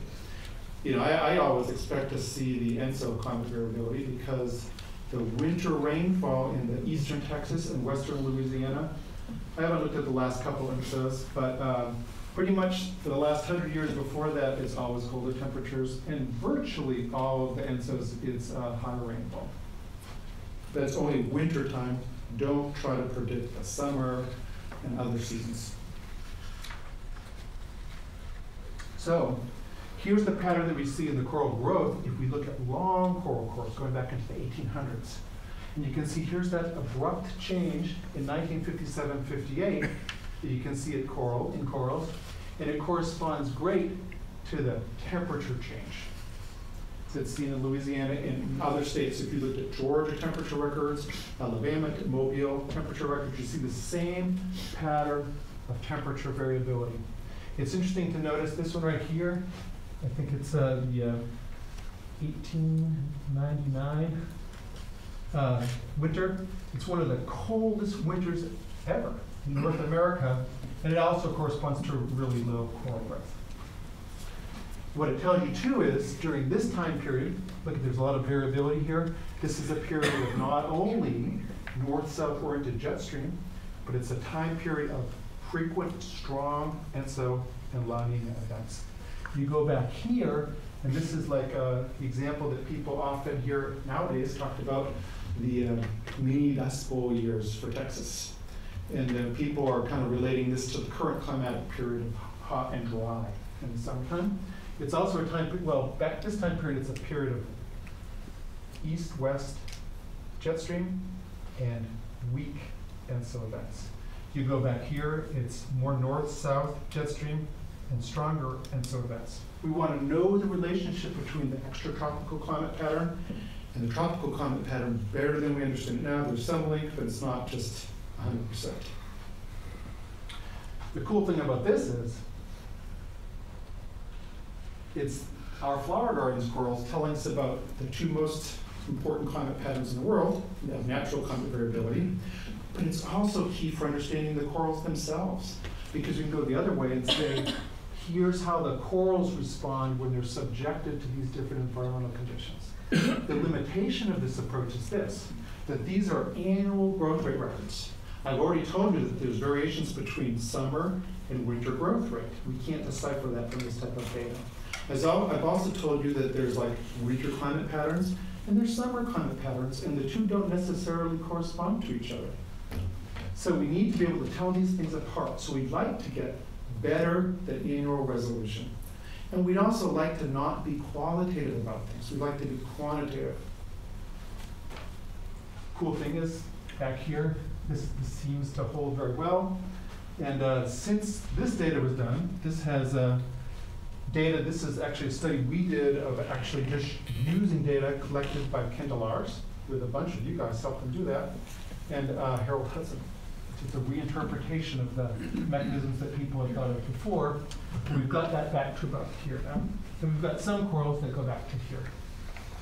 And if our mass spec works, the problem with everything I'm about to tell you is it's machine dependent, and anybody who uses seagoing seismic equipment or laboratory mass spectrometer equipment knows that they're awful. They don't cooperate sometimes.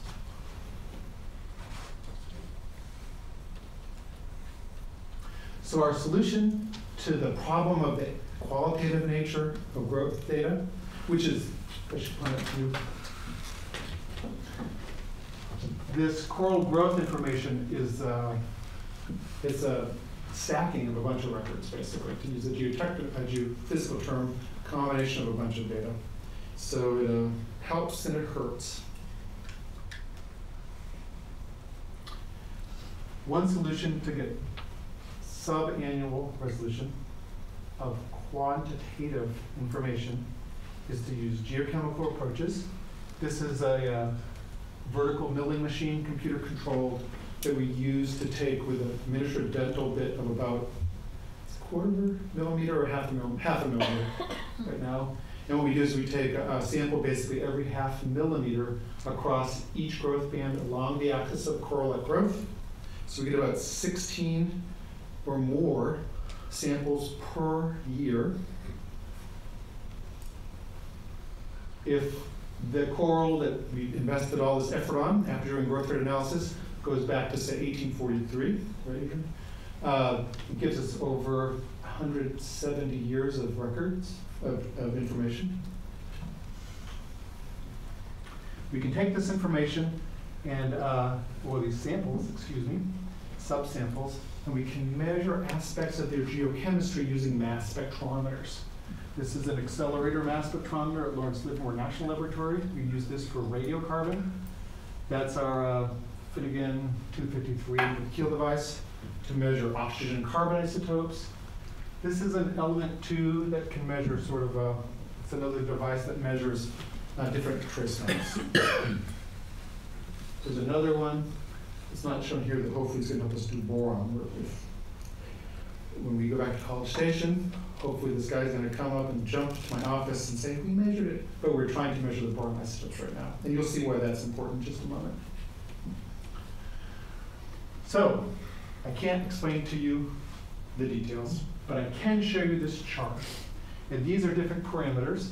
This is the ratio of oxygen 16 to 18, naturally occurring, carbon 13 to 12, stable isotopes of carbon, naturally occurring, strontium to calcium ratios, magnesium to calcium ratios, barium to calcium, boron isotopes, and radiocarbon.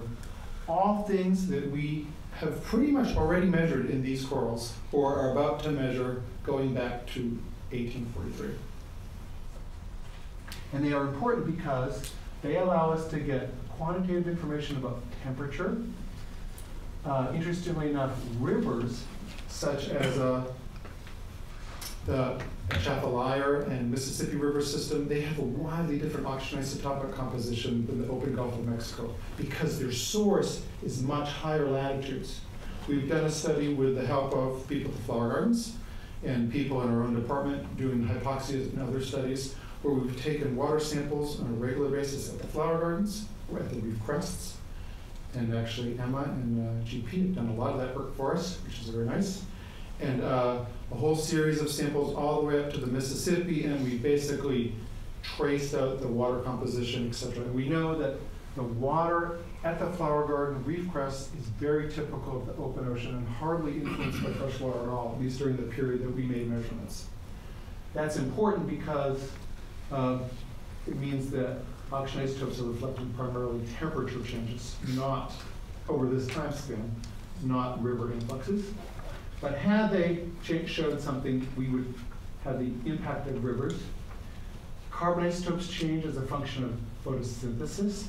They also reflect the input of fossil fuels into the environment. Why? Because fossil fuels are enriched in carbon-12, and as you burn them, that gets put into the atmosphere.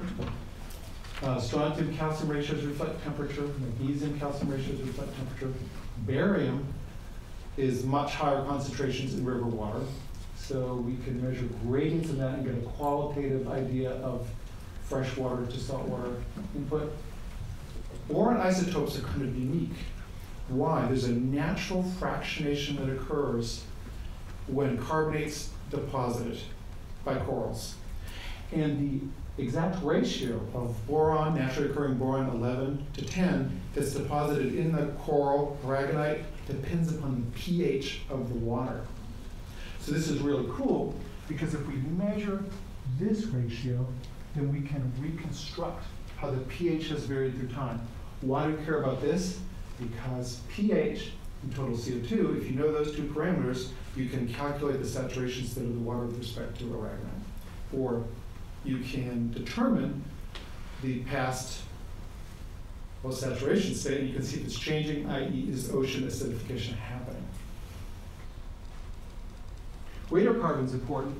Like our other carbon, it's a great indicator of the transfer of carbon from CO2 gas from the atmosphere into the oceans. There was a spike of radiocarbon produced with atomic bomb testing. And we kind of captured that, and I won't show you any figures, but I know that we've done it and looked at the variations of this, and we've done it at different latitudes. We've done it with the Veracruz corals, with the Flower Gardens corals, with corals from the Caribbean, and other people have done it elsewhere, so we can look at latitudinal gradients that gives us an idea of things like what's called the ITCZ location at the near equator, and also things like lateral exchange in the ocean, as well as vertical exchange from the atmosphere to the ocean and vice versa. Here's a figure actually that Adrian made, which is very nice. It shows one of the coral X-rays. You can see the annual bands. Summertime, high density, wintertime, low density. Here's a winter stress band. And you can see that the carbon isotope values are more positive, relatively speaking, during the summertime. And that's just the way it should be if photosynthesis is controlled by, photosynthesis controls the carbon isotopic composition of the corals. It's neat. Here's a plot for just a few years that shows the direct measurements of two things. Another one of Adrian's. Adrian's just about finished with his thesis, and soon you'll be publishing these results, which will be really exciting. This is the carbon isotope values in blue, the oxygen isotope values in red, And you can see annual cycles here, right? You can also see there's a slight phase shift between these two variables. It's kind of interesting. The carbon isotopes change about a month or two before the oxygen isotopes do. And this is just the way it should be too, because light levels in the ocean, insolation, increases before the temperature warms up. So it's behaving just right. This is one of my favorite figures. As soon as Adrian got this data, I said, what we have to do is go look for Mount Krakatoa, the eruption, because was dying to see if this would ever happen. And this is the time of the eruption of Krakatoa, Indonesian volcano. The top got blown off. There's a famous movie, Krakatoa, east of Java. And I think some huge number of people died. I want to say, I can't remember the exact number, so I can't remember. But it's definitely many tens of thousands, if not over hundreds of thousands, because there was giant tsunamis associated with that. But the volcano injects material into the stratosphere, which actually has the effect of shielding the Earth from sunlight. And it lowers the global temperature for a period of about 2 to 3 years. When you have major stratospheric volcano eruptions, this happens. Pinatubo is a recent example. But you can see when this happened, look, really cold temperatures here, and even if this is or isn't replicated later on, you can see that there's an extensive period of cold immediately following the volcano. And the summertime warmth is much more muted than it is in other summertimes. That's kind of cool, I think. It shows not just that the atmospheric climate is affected, but the Gulf of Mexico marine environment is affected. This is why we wanted to do the Krakatoa ones, so you have to go back a little bit further. I mean, Mount Tambora. Mount Tambora is 4 times the size of Krakatoa. And in Europe, they call that the year without a summer. Actually, in North America too, because there wasn't a very big summer that year. It's in the early 1800s. Here's another just example. This is the famous curve from Hawaii by the Scripps group. It shows the direct increase measured of atmospheric CO2. Huge increase over the last century due to the burning of fossil fuels. Remember, fossil fuel carbon is enriched in carbon-12 relative to carbon-13 compared to the current atmosphere on the whole. This right here is the carbon isotope record going back to 1843 from that same coral done on a monthly resolution. And you can see here something Adrian found, which is really neat. Notice that the carbon isotope values start over here to get more and more negative. Negative carbon isotope values correspond to more carbon-12. So this shows the direct invasion of fossil fuel carbon into the central Gulf of Mexico as monitored at the flower gardens. What we would like to do is, this has been seen in other places in the world. What we'd like to do is to see if there's a correspondence. Well, first of all, do 2 things. Simultaneously reconstruct how the alkalinities changed using the boron isotopes, and also do the calculations of what should it have changed and see if they match. And this would give us, first of all, a background level of the saturation state of the flower gardens and central Gulf of Mexico waters with respect to aragonite. And it would also give us an idea of how that background level is changing over time. So we're in the process of doing that now, hopefully. So this is ongoing research. Adrian, Eleanor, Amy Wagner before them have done great jobs, and hopefully I'm contributing to this too. And we've had a lot of help, and this gives you an idea of the directions that we're working on actively now. Some of it's completed and where we're going. Do you have any questions? I wish we could talk for more than 20 minutes, but it's just impossible to. I think, over here you are. We have maybe time for one question. Okay, one. Yeah. Do you have any information that goes back to the Little Ice Age in any of your cores? Well, we have longer coral cores, but our mass spec is broken right now. But we hope to go back to those and do them, going back into the 1700s. And we'd also like to get a Montastria core. And Steve was telling me and GP separately that like there are some that when we did this coral coring, partly we picked locations near mooring buoys. But there's some bigger coral heads that might give us a chance to go further back with that same species so we can take advantage of the high fidelity of the higher growth rates for the Montastrias. We'd like to do that. Thank you, Neil. We're going to migrate for coffee. But before this, Steve Giddings wants to make an announcement. You might want to come to the podium so that we can be recorded. Yeah, pretty quickly, you know, we've heard several times today Tom Bright's name. A lot of us wouldn't be here in this room. Most of us, this room probably wouldn't be filled right now if it wasn't for Tom Bright. A lot of us wouldn't have jobs. A lot of us wouldn't have been educated. A lot of us wouldn't have the passion for sure that we have for the flower gardens. And Tom turns 75 next Saturday, the 2nd of September. I think that's Saturday or Sunday.